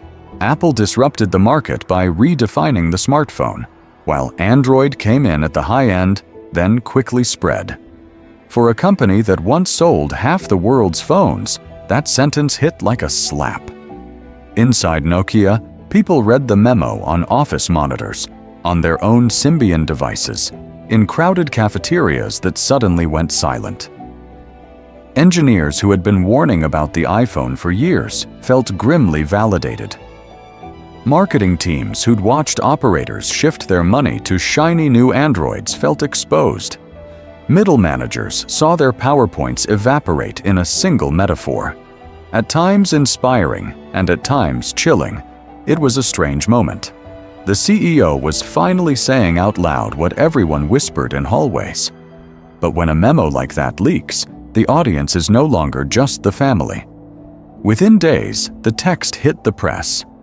Operators read "burning platform" and quietly cut forecasts. Developers saw "we are not delivering innovation fast enough" and wondered if it was time to jump to iOS full-time. Consumers, who barely understood Symbian, understood one thing very clearly.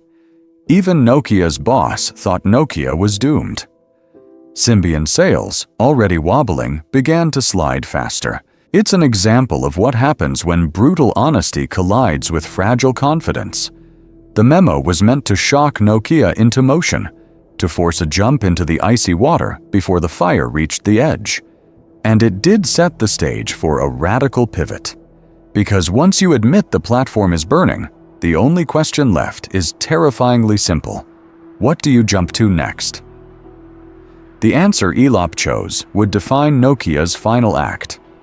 Once you admit the platform is burning, every exit looks dangerous. In early 2011, Nokia stood in the smoke, staring at 4 doors, knowing that choosing wrong didn't just threaten quarterly earnings, it threatened the life of a company that had once sold half the world's phones. Door 1. Cling to Symbian. Patch it. Polish it. Pretend it could evolve into a modern touch OS. There was a time when that sounded comforting. Symbian still powered tens of millions of devices, still brought in money, still felt familiar to the engineers who had built their careers on it. But under the surface, it was a maze of legacy code, fractured versions, and developer pain. Fixing it meant years of surgery, while Apple and Android sprinted ahead. Door 2. Accelerate MeGo, the Linux-based hope in Nokia's labs. On paper, MeGo promised a fresh start, a modern touch interface, and a way to keep full control of the software empire.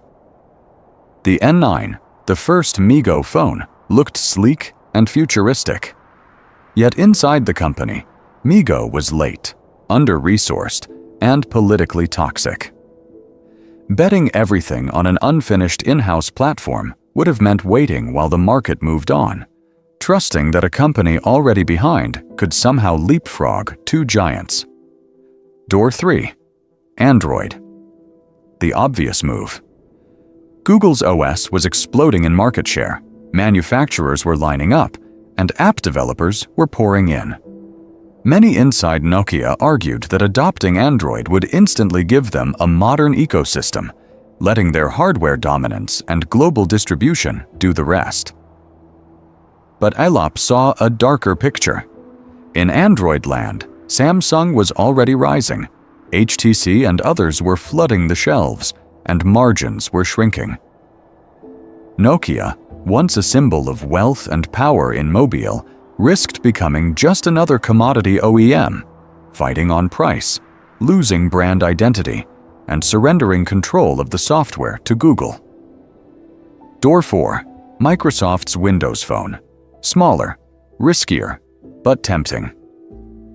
Microsoft arrived with a checkbook, marketing muscle, and something Nokia desperately needed: a clean, modern touch OS with bold tiles, smooth animations, and no single manufacturer yet in charge.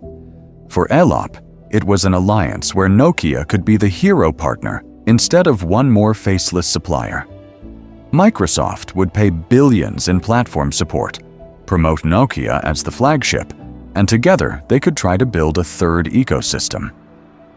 Yet his story is one of internal revolt as much as external pressure. Inside Nokia, veterans asked whether tying the family business to a struggling Windows brand was madness. Developers worried. Windows Phone's market share was tiny, app catalogs were thin, and many remembered how Microsoft had abandoned earlier mobile efforts. Outside analysts warned that it was an example of what happens when 2 latecomers cling to each other in a storm, hoping to become a lifeboat. Still, the decision came fast. In February 2011, before a single Nokia Windows Phone existed, Elop walked on stage and announced a strategic partnership with Microsoft. Symbian and MeGo were pushed aside. Android was left on the table. Nokia had finally chosen its jump. The only problem? No one yet knew whether there was water below or concrete. The moment that partnership hit the screen, another message rode silently underneath it, and this one was lethal. Nokia was not just choosing Microsoft, it was announcing, in corporate code, that Symbian, The system that powered most of its smartphones and much of its wealth was being walked to the door. There was a time when a Symbian badge on a box meant you were buying into the future. Operators trusted it. Developers grudgingly learned its maze-like APIs, and consumers assumed their next phone would be another Nokia with the same familiar menus and the same unkillable battery. Overnight, that story flipped. By saying Windows Phone was the new primary platform, Nokia turned every Symbian device still on shelves into a short-term rental. Consumers heard it as, "This thing is dead." Operators heard, "This line has no future." Developers heard, "Your years of expertise just got marked down to zero." Because of that single strategic signal, demand did not taper, it collapsed. Symbian phones that had been the backbone of Nokia's empire suddenly looked like old stock from a lost war. This is where the Osborne effect walked on stage. In the early PC era, Osborne Computer announced a next-generation machine too early and watched sales of its current model vanish, killing the company before the new product even shipped. Nokia, with far more money, power, and global reach, managed to recreate the same trap at smartphone scale. Symbian was publicly downgraded, Windows Phone was months away, and in between lay a revenue canyon. Let me take you back to a single retail shelf. Freeze the frame. On one side, a neat row of Nokia N8s and C7s, devices that only months earlier were marketed as cutting edge. On the other, glossy slabs from Samsung and HTC running Android, and that lone iPhone glowing behind glass. Watch what happens over a weekend. The Androids move. The iPhones sell out. The Nokias stay. The boxes that once turned over in days begin to gather a thin film of dust. For the sales rep, recommending a Symbian Nokia now felt almost cruel. Why push a platform the manufacturer had already demoted when a customer would be back in a year asking why their smartphone could not run the apps their friends had?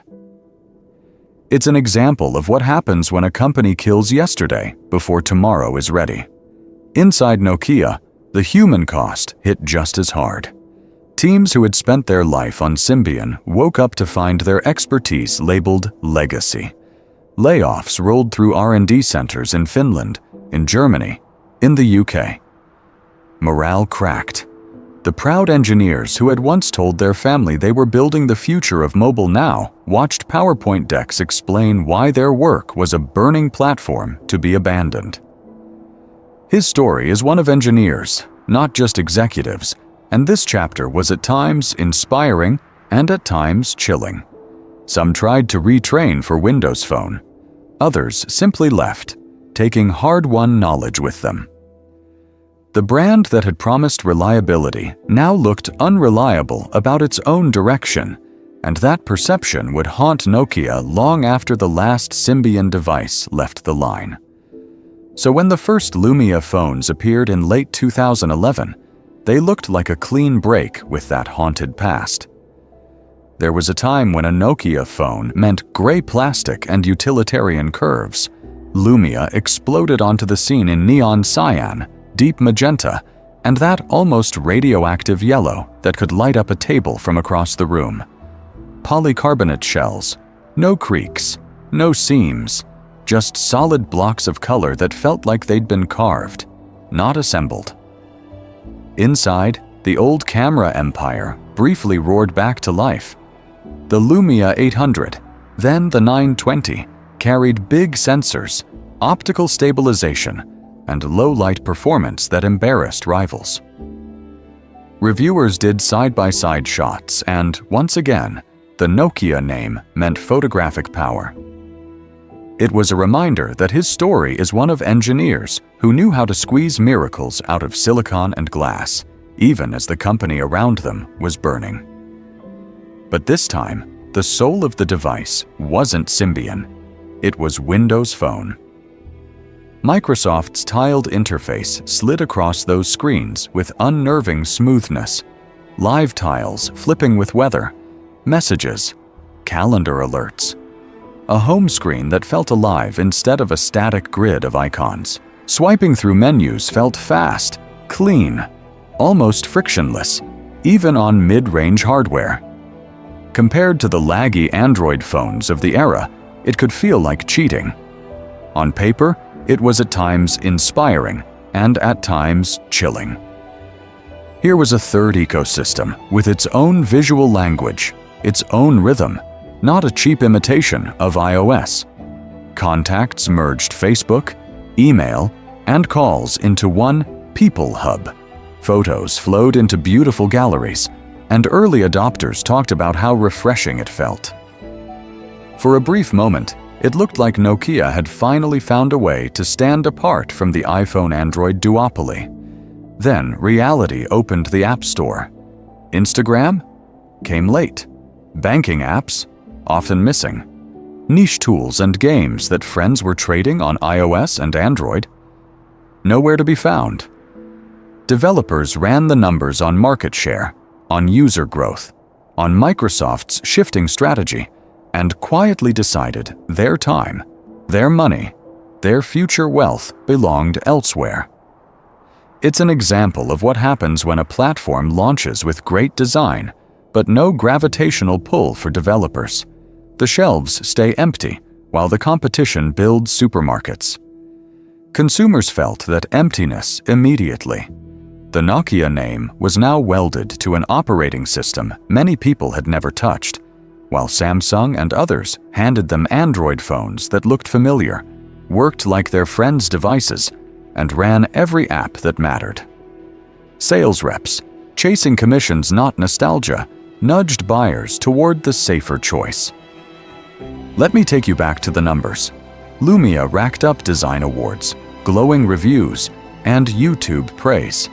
But quarter after quarter, market share barely moved, losses mounted, and Nokia's cash pile shrank. The hardware was beautiful, the software distinctive, yet the company was running out of time and money, and the next move would hand even more power to Microsoft. Let me take you back to the moment the numbers stopped being an abstraction and started looking like a countdown timer. In 2007, Nokia owned close to half the global phone market.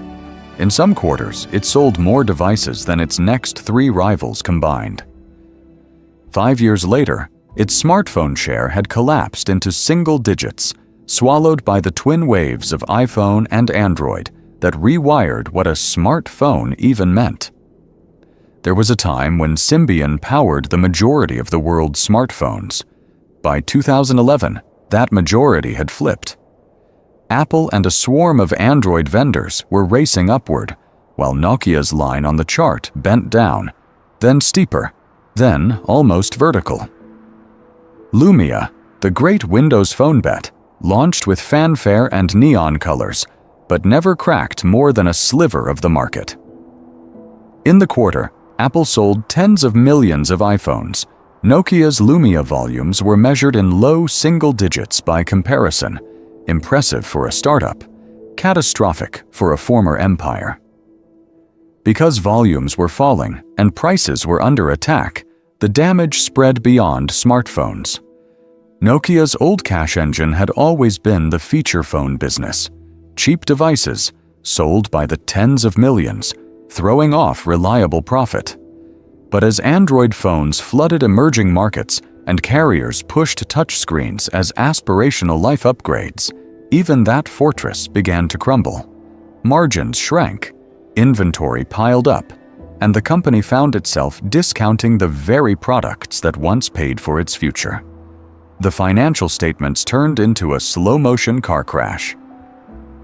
Revenue fell quarter after quarter, operating profit flipped to operating loss, and the once enviable cash pile drained away to fund restructuring, layoffs, and one more round of "This time, the platform will catch up." Credit rating agencies noticed. Nokia's debt was cut, then cut again, until the company that had been a symbol of Northern European prudence was hovering near junk status.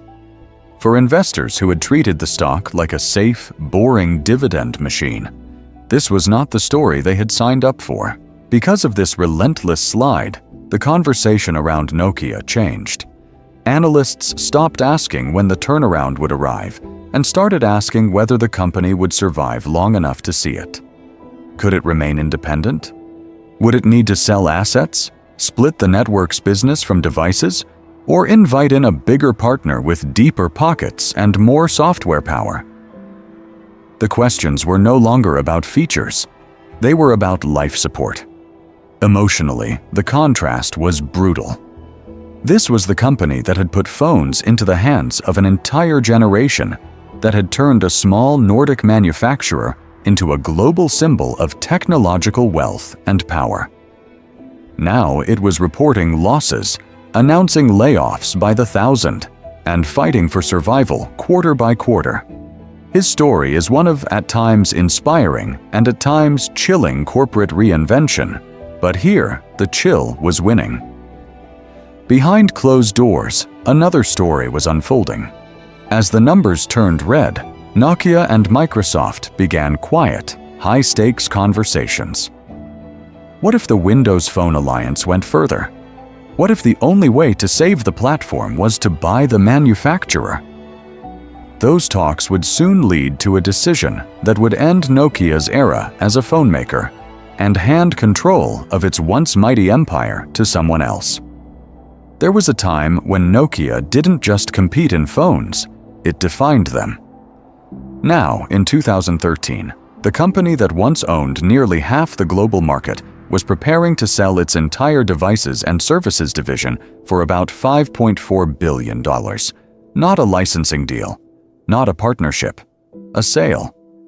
The crown jewels of Finland's most famous empire, going to Microsoft for a price that felt closer to a clearance rack than a legacy.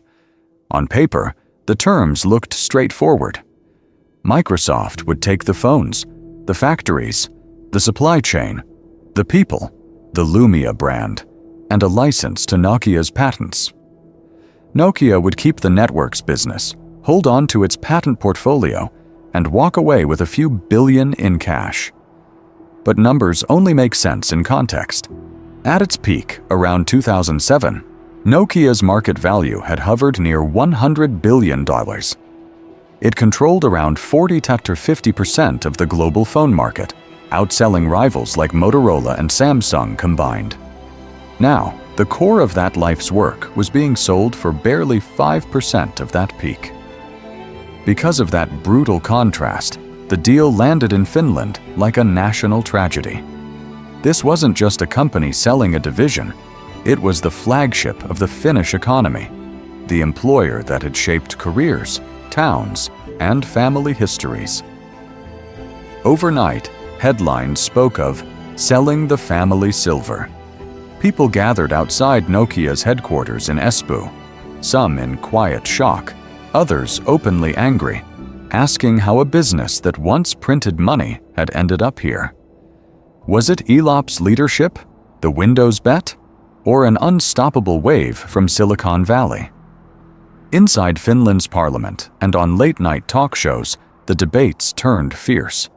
Some argued that external forces had cornered Nokia, Apple's iPhone, Google's Android, the shift from hardware to software platforms. Others pointed at leadership, at the burning platform memo, at the decision to kill Symbian and ignore Android, calling the sale the final act of a ruthless but misguided strategy.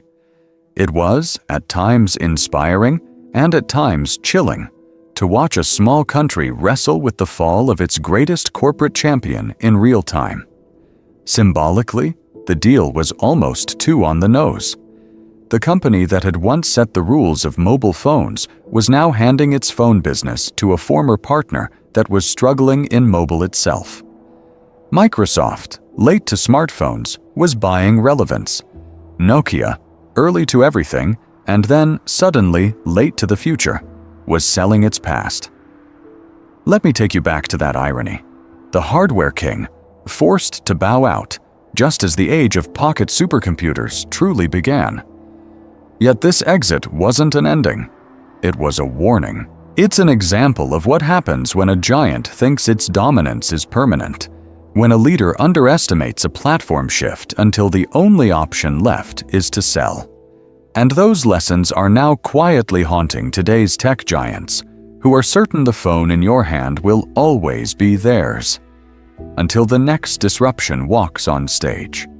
But when the phones were gone, Nokia itself did not disappear. The empire that once lived in your pocket retreated into the walls, the towers, the invisible arteries of the modern world. Because Nokia didn't sell everything. It kept the part most people never saw, the network infrastructure business, the telecom gear that lets calls move, videos stream, and money flow through the air. While the headlines obsessed over iPhones and Android battles, Nokia was quietly wiring 4G networks across Europe, Asia, and the Americas, selling base stations, antennas, and core switches to the very carriers that now pushed Apple and Samsung phones. There was a time when the word Nokia meant a ringtone in a crowded bus or a scratched blue keypad in a teenager's hand. After the sale to Microsoft, that meaning flipped. The company stopped chasing consumers and leaned into being a behind-the-scenes power, a supplier to AT&T, Verizon, Deutsche Telekom, China Mobile, building the scaffolding of the mobile internet while others fought for screen time. Let me take you back to that shift. One day, the logo is on 1 billion devices. The next, it's bolted to steel at the top of a tower, hidden behind white plastic panels, humming in the wind. The same engineers who once obsessed over battery doors and polyphonic tones were now designing radio units, optimizing spectrum, negotiating 4G and later 5G contracts with governments and carriers. Not glamorous, hugely profitable. At times inspiring and at times chilling, because it shows how a fallen brand can still hold immense power while vanishing from public life. Pattern interrupt. The camera lingers on a close-up of a classic Nokia 3310, its gray plastic worn smooth, the Nokia text slightly faded above the tiny screen. The old startup tone echoes for a second. Then a hard cut to a modern skyline at dusk, a 5G tower silhouetted against the clouds, indicator lights blinking. No logo, no nostalgia. Inside that anonymous box at the top? Nokia hardware, routing the data for the very iPhones that helped end its phone reign. Meanwhile, the name itself refused to die. Nokia later licensed its brand to a separate company, HMD Global, run by former Nokia executives. HMD began shipping Android phones with the old logo stamped proudly on the back, promising durability, clean software, long battery life, as if the early 2000s could simply be rebooted.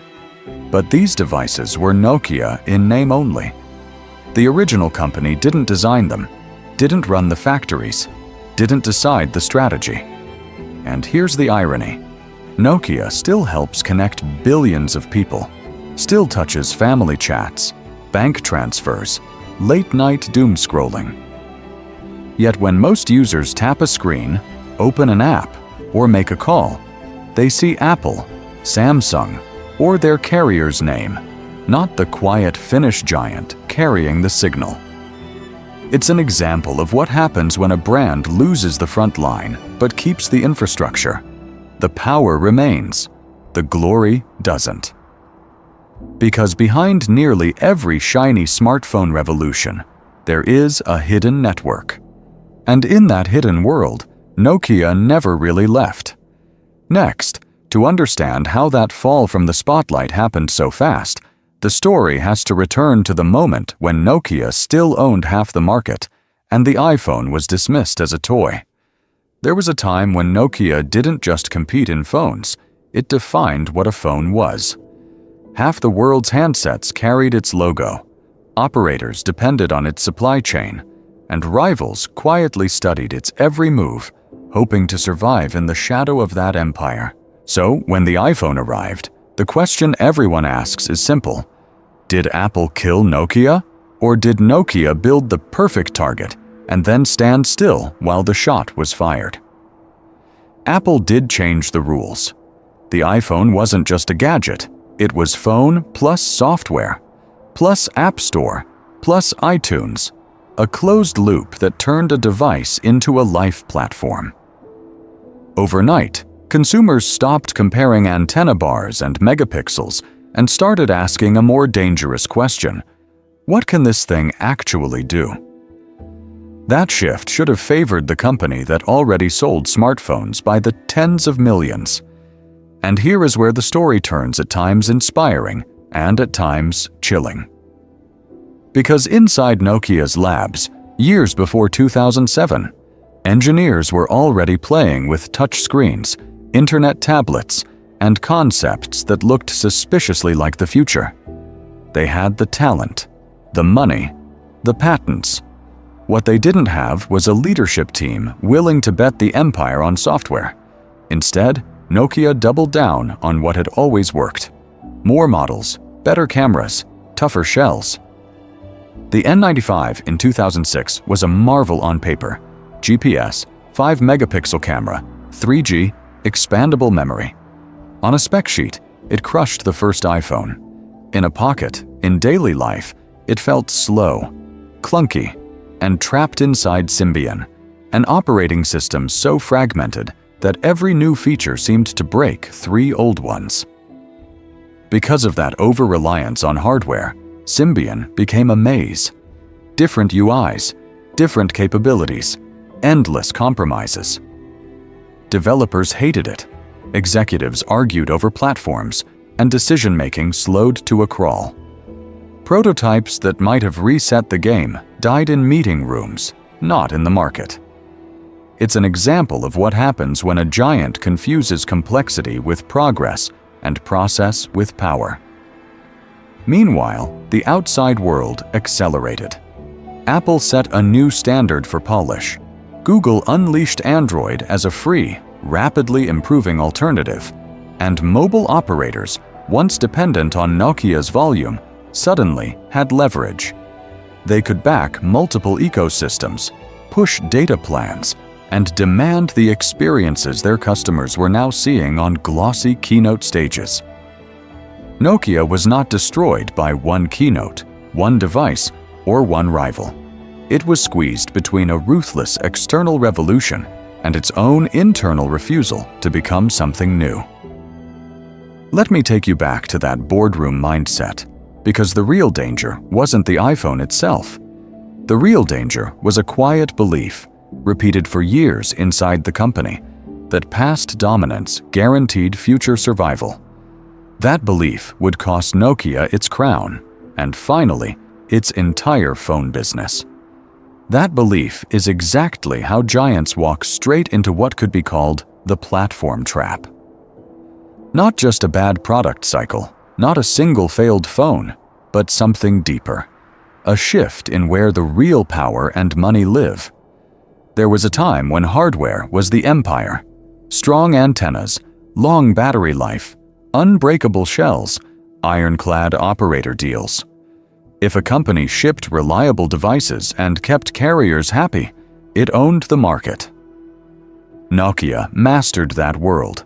It built an army of engineers around durability, logistics, and tiny incremental features, then squeezed profit from every plastic shell and metal frame. But a platform shift is different. It is not a shinier gadget. It is a new layer of value on top of the old one.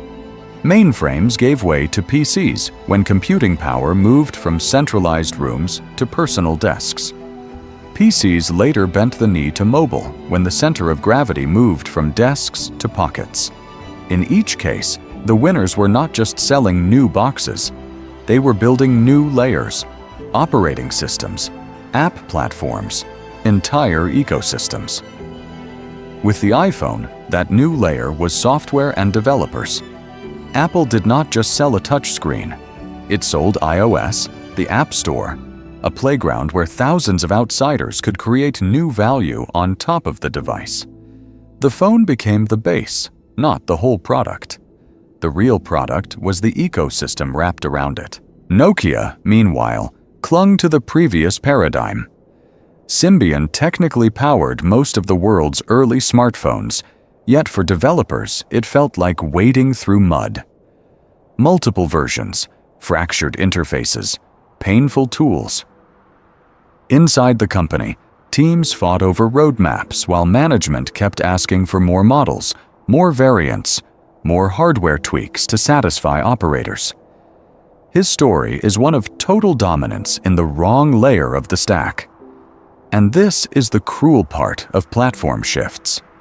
They are almost always visible. Before the iPhone, Nokia's own labs had touchscreen prototypes and internet-centric concepts. Before the PC, engineers were already hacking together small personal machines under the shadow of mainframes. Before mobile, early PDAs, Blackberries, and clunky web phones were quietly signaling that the desk was losing its throne, yet incumbents rationalize them away. The margins do not look good enough. The early users seem niche, eccentric, not our customers. The new platform looks fragile, unproven, almost beneath a serious empire. It is an example of what happens when the numbers from yesterday silence the weak signals from tomorrow. Now, pattern interrupt. Fast forward. Imagine a future where today's giants face their own platform shifts. Cloud titans watching AI agents become the new operating system for life. Social networks watching virtual worlds or ambient computing swallow attention. Who is really ready to abandon their current profit centers before the graph turns down? Because platform shifts do not politely wait. They build in the margins, gather developers, attract early adopters, and then, suddenly, redefine what a phone, a computer, or even a company means. Nokia saw that wave forming. It just chose to keep perfecting the surfboard from the last tide.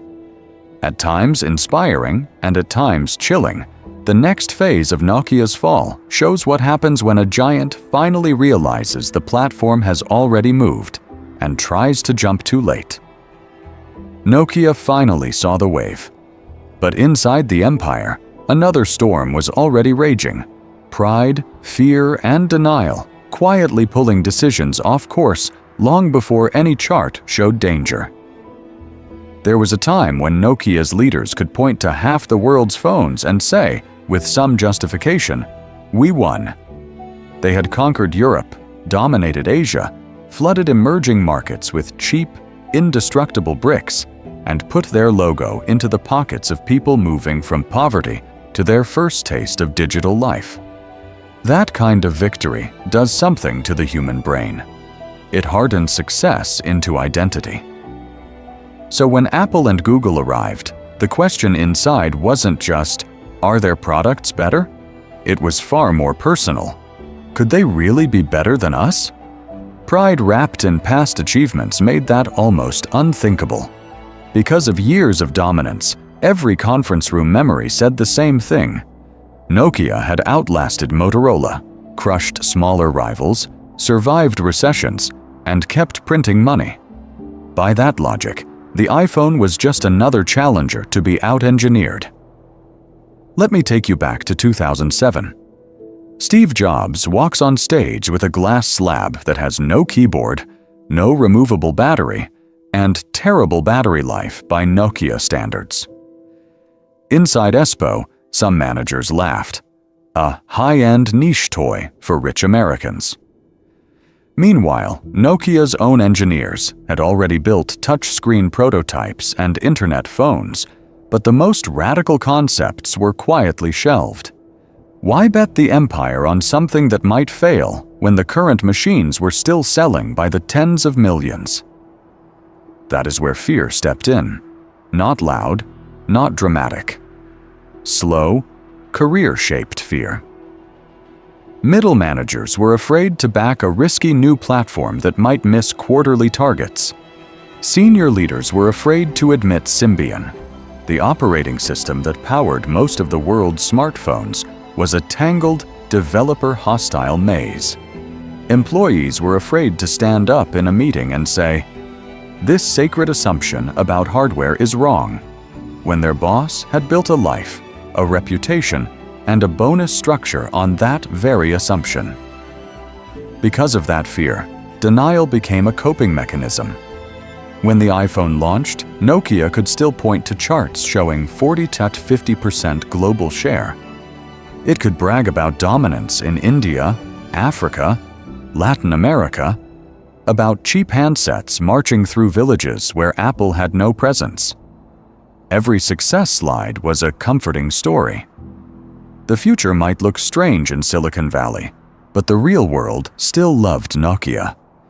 It's an example of what happens when numbers are used not to see clearly, but to hide. And this is where Nokia stops being just a company and starts becoming a mirror. Pride in past victories, fear of being the one who breaks the old model, denial dressed up as focus on our strengths. These are not Finnish problems. They are human problems. Any organization that has tasted wealth and power is vulnerable to them. So if a company that once owned half the world's phone market can be undone by those quiet emotions, what does that say about the giants leading your digital life today? And what happens when their wave finally turns? There was a time when Nokia looked unshakable, a quiet empire of plastic and antennas, and yet one keynote in California turned that empire into a cautionary story. Somewhere right now, in a glass tower in Silicon Valley or Shenzhen, another executive is watching a demo of the next toy and smiling the same confident smile. Let me take you back to that boardroom feeling. The charts all point up. The market share line is a cliff towering over everyone else. The money flows predictably every quarter. Inside Meta, people can see daily life on Earth through a dashboard. Inside Apple, the iPhone prints more wealth than some countries. Inside Amazon and Microsoft, cloud servers hum like the background machinery of modern power. When a company lives at that altitude long enough, it starts to believe the air up there is permanent. So who is today's Nokia? Is it the social network that assumes no one will ever walk away from their friends list? The smartphone maker that treats the black rectangle in your pocket as the final form of human communication? Or the cloud giant so sure of its moat that it treats decentralized platforms and open models as a rounding error rather than a revolt? Inside these giants, the patterns feel eerily familiar. A new AI-native app appears, built by 10 people, and someone laughs that it has no defensible data. A headset, a foldable device, a brain-computer interface shows up on a slide, and a senior VP shrugs that people don't want weird hardware. It is the same tone Nokia used for touchscreens, for full browsers, for apps that did more than check email. At times inspiring and at times chilling, the confidence sounds rational right up until it doesn't. Look at the way strategies begin to fragment. One team pushes hard for AI agents that live outside the app stores. Another team quietly kills the project because it threatens app store fees. A social network experiments with decentralized protocols, then buries the results because it might weaken control. A hardware division wants to launch a cheap, disruptive device, but finance blocks it to protect this year's flagship margins. It is an example of what happens when the fear of cannibalizing a legacy product is stronger than the fear of being erased. Because of that fear, turf wars harden. Cloud units fight over whose platform gets the next big model. Messaging apps inside the same company refuse to integrate. Leaders talk about focus, but the translation on the ground is denial, delay, and quiet sabotage. His story is one of phones. Theirs is one of feeds, servers, and screens. Yet the human script does not change. So pause for a moment and look at the companies shaping your digital life. Which one seems most vulnerable to a platform shift it keeps waving away as a fad? Somewhere, A future iPhone moment is being laughed at in a meeting, and if history is any guide, that laughter is the sound of a burning platform being built in real time. There was a time when Nokia did not just play in the phone market, it owned it. At its peak in the mid-2000s, this single company was selling around half the world's mobile phones, from Europe to Africa to Asia, with a brand name that could be pronounced in villages where almost nothing else global had arrived yet. Operators trusted it, retailers depended on it, and for hundreds of millions of families, a Nokia ringtone was the sound of modern life. The empire felt unshakable. Deep relationships with carriers, manufacturing muscle, distribution in nearly every country, and Symbian quietly running the majority of the world's early smartphones.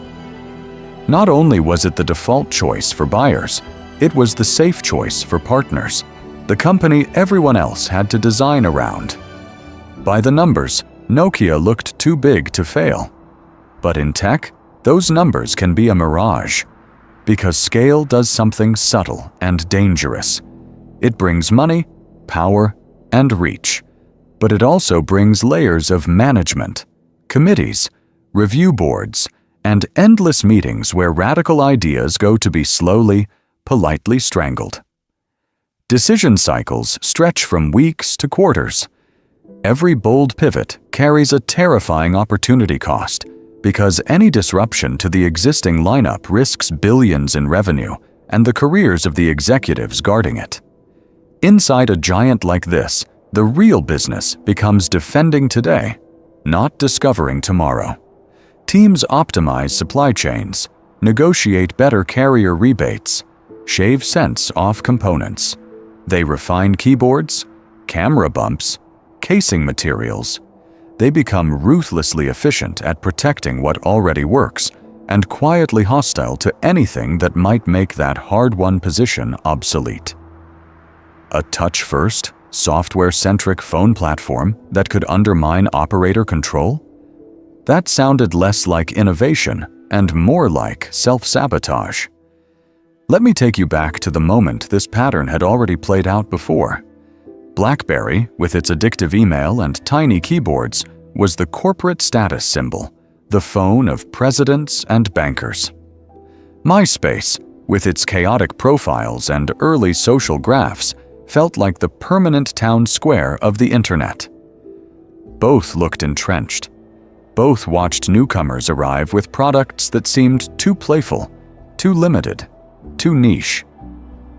Both discovered that in tech, untouchable is just a delay before impact. Here is the pattern interrupt. The real risk in technology is not being small and vulnerable. It is being massive and comfortable. A hungry startup with 10 people can throw away its product and start again next week.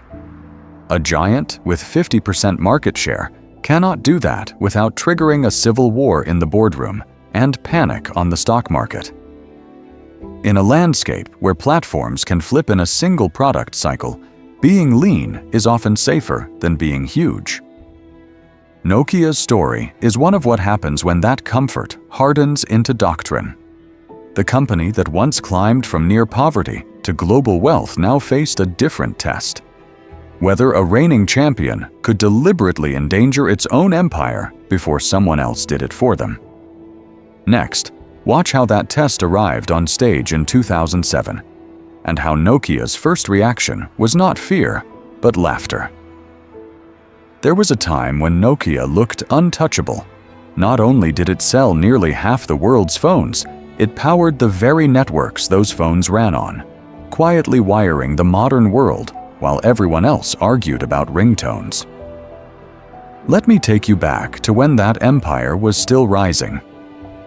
Long before the iPhone, Nokia engineers helped build early mobile networks in Europe, selling base stations, antennas, and infrastructure that turned radio waves into money and power. On top of that grid, they stacked legendary hardware, bricks that could survive concrete, snow, and teenage pockets, with batteries that felt immortal. In an age of poverty-level connectivity in much of the world, a cheap Nokia candy bar became the first piece of personal technology for entire families from India to Africa. Billions of people made their first call, sent their first text, even moved their first mobile money payment through a Nokia. And Nokia did not sleep through smartphones. The company helped pioneer them. Symbian devices like the Nokia 6600 and later the N95 were tiny computers before that phrase was fashionable, with cameras, apps, web browsers, even GPS. On paper, they crushed the original iPhone in features: more megapixels, removable batteries, expandable storage. It was an empire built on checklists. But checklists were not enough. When Apple's glass slab appeared, Nokia did try to adapt.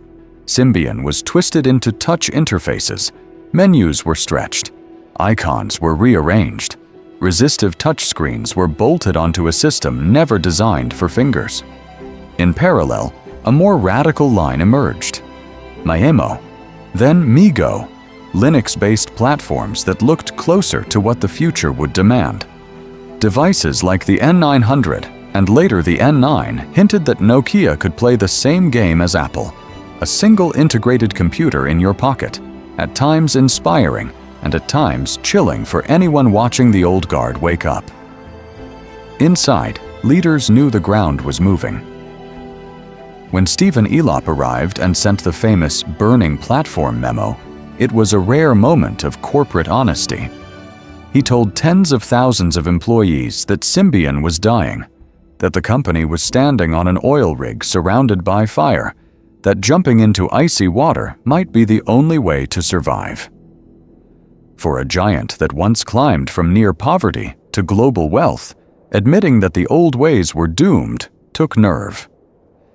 Yet courage on paper is not the same as execution in code. Nokia did many things partially right. It saw data coming. It saw touch. It built early smartphones. It experimented with new operating systems. It even spoke bluntly about the danger. But against a rival that pursued a single paradigm with ruthless focus, hardware, software, and app store fused into one seamless life support system for the user, partial was fatal. So this is not a story of clowns losing to geniuses. It is an example of what happens when a company that helped invent the game suddenly finds the rules rewritten and discovers too late that momentum is not the same as mastery. And if a champion that once owned half the market, half the world's attention, and half the future can still fall, how much margin for error do today's tech giants really have? In the next chapter, watch what happened when Nokia finally chose its jump and why the water was colder than anyone expected. The next Nokia will not look like a dinosaur. It will look like a champion at the peak of its power, drowning in money and market share, waiting just one product cycle too long to admit the rules have changed. There was a time when owning half the phone market felt like a permanent shield. Nokia's life as a phone empire ended not because its engineers were stupid, but because its leaders were fluent in the old game and slow to learn the new one. For builders watching today, that is the uncomfortable lesson. The danger appears while the graphs still go up and to the right. When the iPhone arrived, Nokia compared features: camera megapixels, battery life, removable storage, keyboard speed. On paper, the N95 crushed Apple's weird glass slab. Yet users did not live on paper. They lived inside an experience, a touchscreen that felt human, an app store that kept getting better, a software ecosystem that made one device feel like many. Apple sold a life wrapped in glass. Nokia shipped hardware with menus. So the first rule is brutal in its simplicity. Obsess over user experience and ecosystems, not just specs.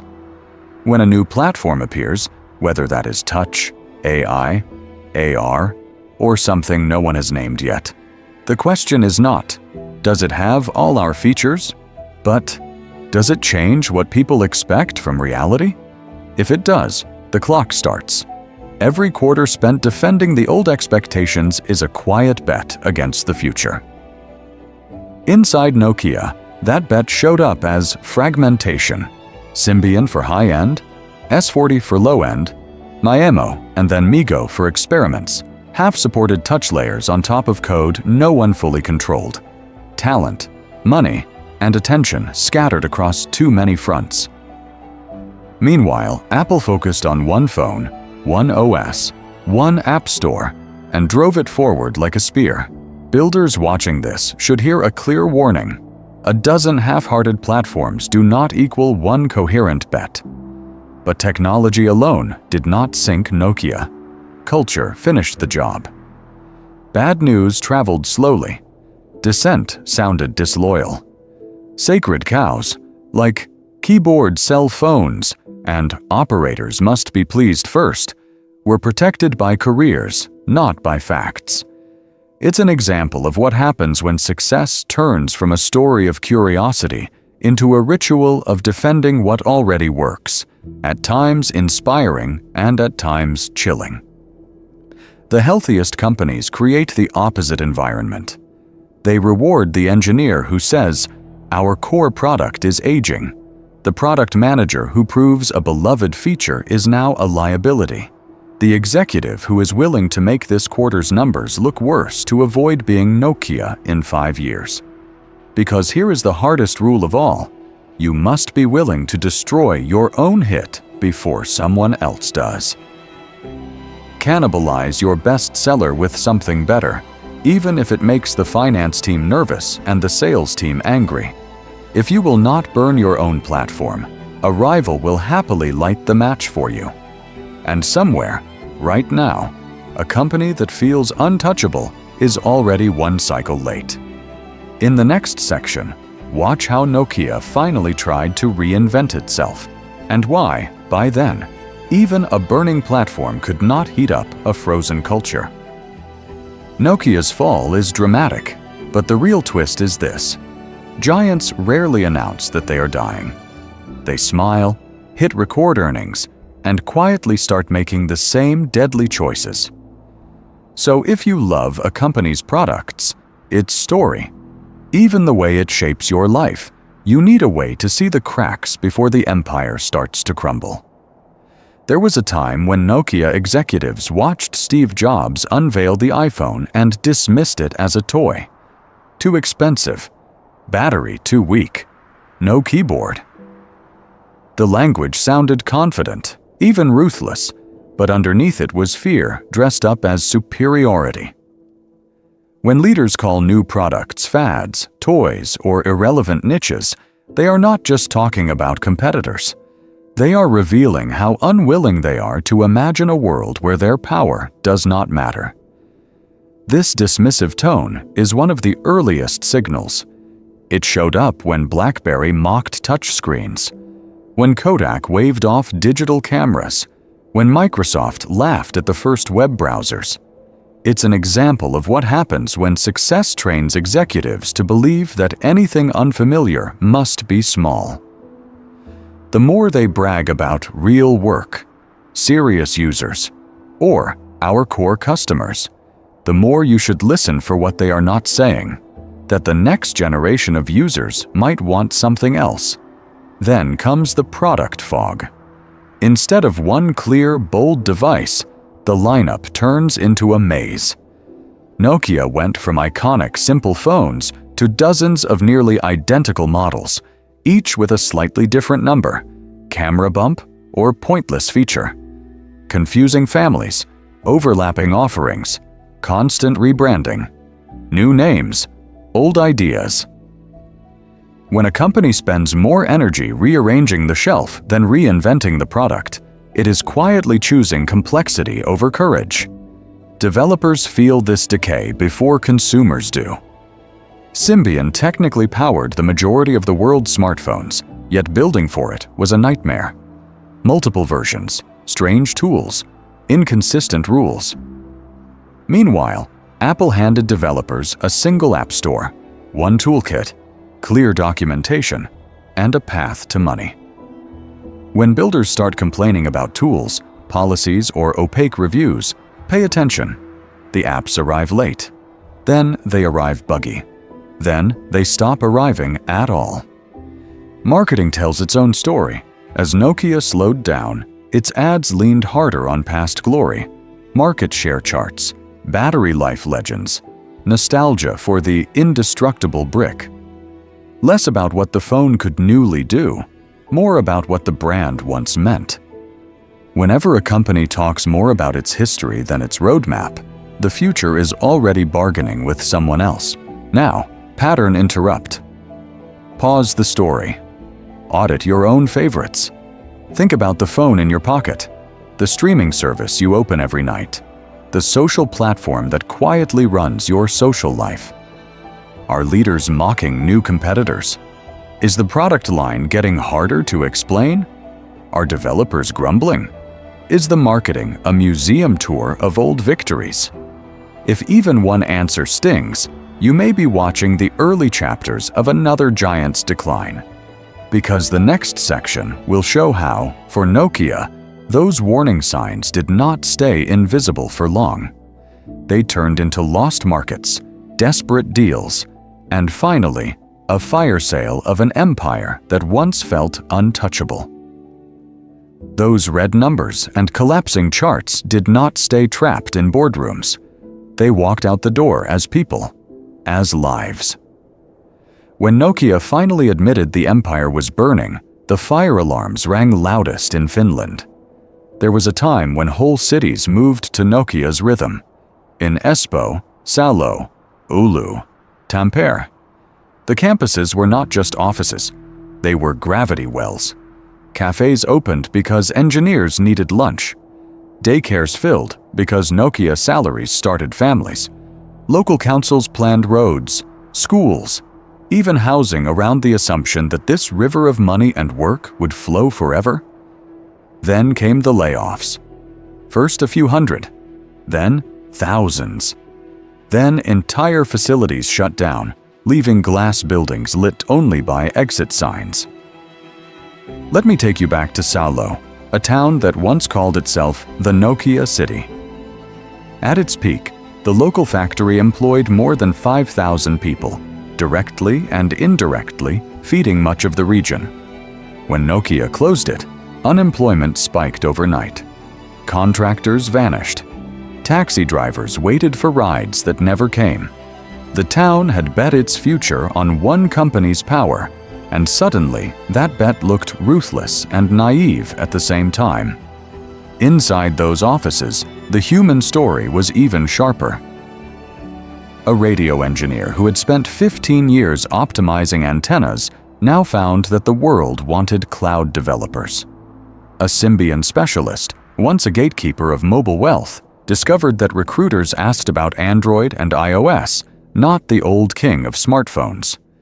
Some adapted fast, jumping into Helsinki startups building games, fintech, or network tools. Others quietly left tech altogether, becoming teachers, consultants, even opening bakeries and small family businesses because the industry that had defined their life no longer wanted their exact skills. Yet from that shock came a strange second act.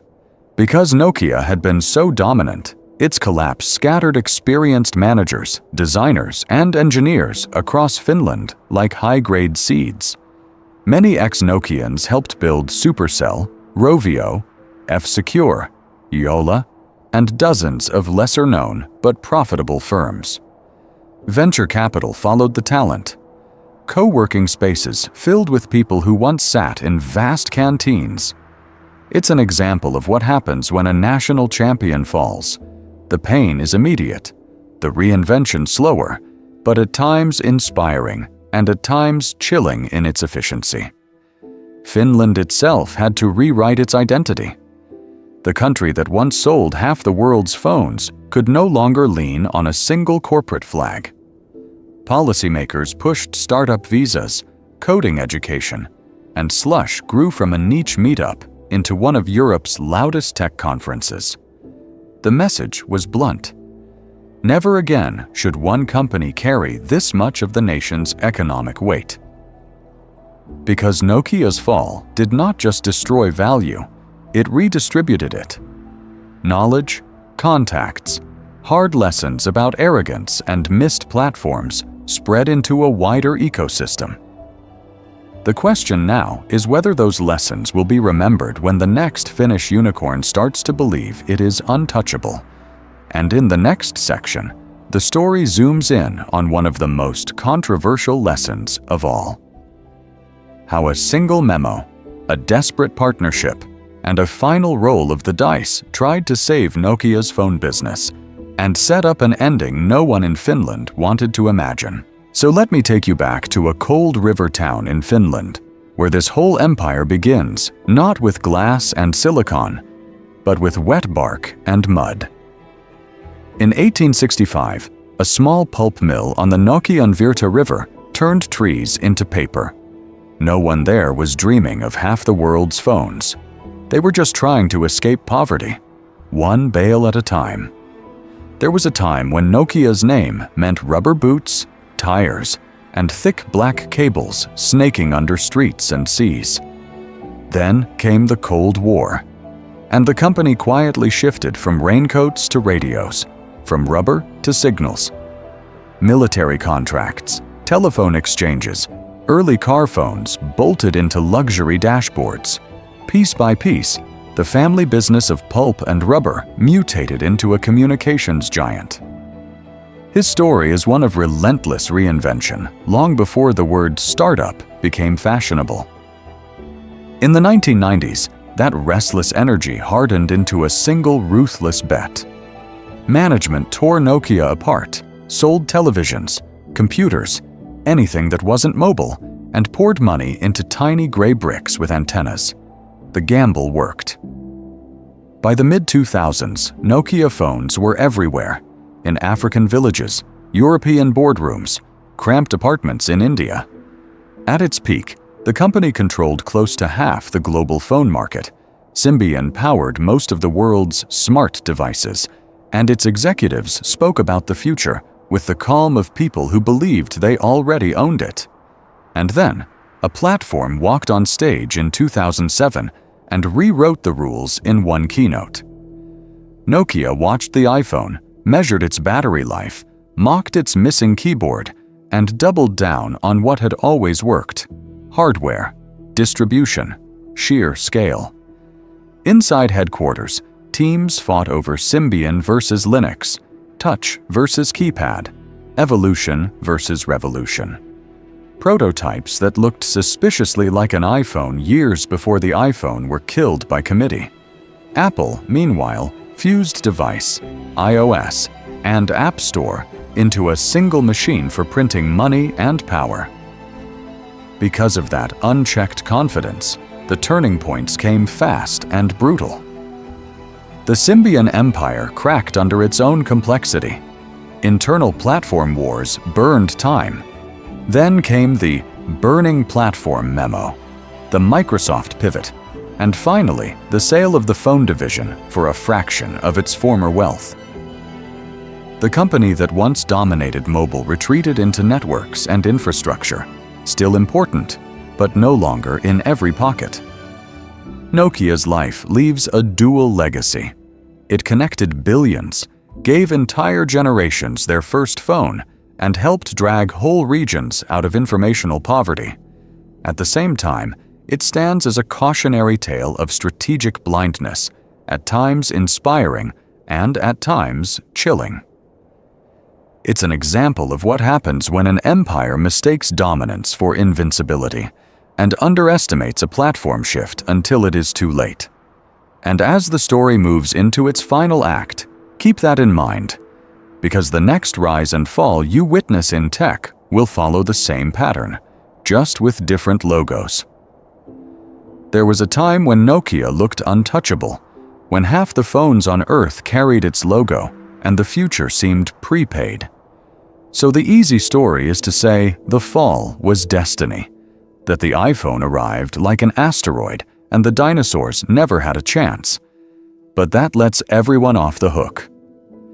Nokia's collapse was not inevitable. It was the cumulative result of specific choices made by very smart people under intense pressure who believed their past success was a shield. They chose to protect margins instead of momentum, to optimize Symbian instead of reimagining it, to trust their models more than their eyes. For the next generation of builders, his story is one of dangerous comfort. Success feels like safety, but in technology it is only a temporary advantage, a brief window where momentum can be reinvested or quietly drained away.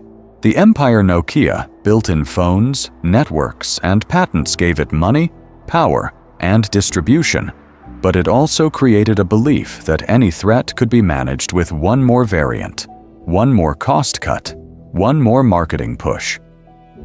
The lesson is brutal. Treat dominance as a countdown, not a destination.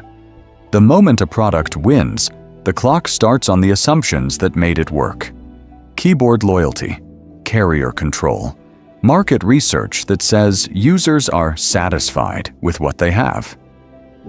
Those ideas age faster than executives think. The builders who survive are the ones who attack their own certainties before someone else does. That means learning to hear weak signals. The frustrated user trying to load a full website on a tiny screen and giving up. The small group of early adopters jailbreaking phones, installing crude apps, bragging about touch controls that barely work yet feel like the future. The internal team pushing an all-touch prototype that breaks the current roadmap and offends the pricing model. In the Nokia story, those signals were present, loud enough to be heard, just easy to ignore. So the real challenge goes beyond individual genius. Leaders have to design organizations that can pivot before the fire reaches the platform. That means rewarding experiments that threaten the core business, protecting the misfits who bring bad news, and treating honest reporting as career insurance, not career suicide. It's an example of what happens when a company punishes discomfort. People stop telling the truth until the market does it for them. Let me take you back to that image of Steve Jobs holding up the first iPhone while competitors smirked in conference rooms. The next time a dominant company laughs at a strange new product, remember Nokia. Remember that an empire can go from half the world's phones to a footnote in a single decade. And then ask yourself, very quietly, which side of that story you want to be on. Because in the next act of this story, the pattern won't change. Only the names will. Because in the next act of this story, the pattern won't change. Only the names will. There was a time when owning half the world's phones looked like safety, like wealth locked in a vault. Nokia's life at the top felt permanent. Yet it lost almost everything because it could not or would not become something new. That is the emotional core.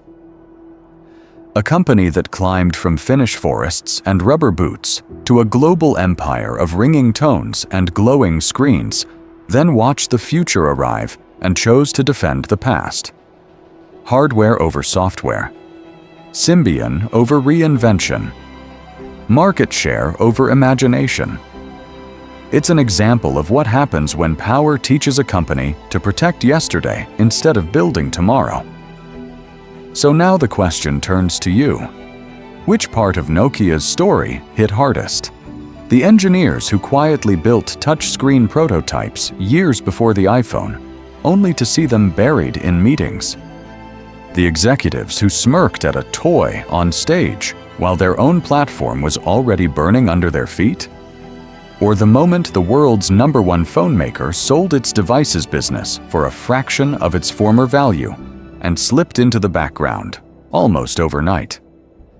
And when you watch Nokia fall, who did it remind you of? A modern giant that feels too big to fail. A company that still treats software like an accessory. A leader that talks about disruption while quietly clinging to the old money machine. Let me take you back to that feeling you had seeing the first iPhone next to a feature phone. Which current company looks like the N95 in that comparison today? Because Nokia is not the only empire that rose fast, ruled everything, and then discovered the rules had changed. Maybe the next deep dive follows BlackBerry, the secure king that lived in the pockets of presidents and bankers, then laughed at touchscreens until its keyboards became relics. Or Motorola, which helped invent the mobile age, lost its way, came roaring back with the Razr, and then watched the ground open again beneath its feet. Or maybe the story jumps to a modern giant, a company that went from garage to global dominance, rewrote entire industries, and now faces the same quiet danger Nokia once ignored. His story is one of momentum. Theirs may be one of complacency. Tell which rise and fall or rise and not yet fall should go under the microscope next. Share the name and share why. The more detail, the better, because this turns passive viewing into active analysis, and that is where the real lessons live. Somewhere, right now, another Nokia is being born.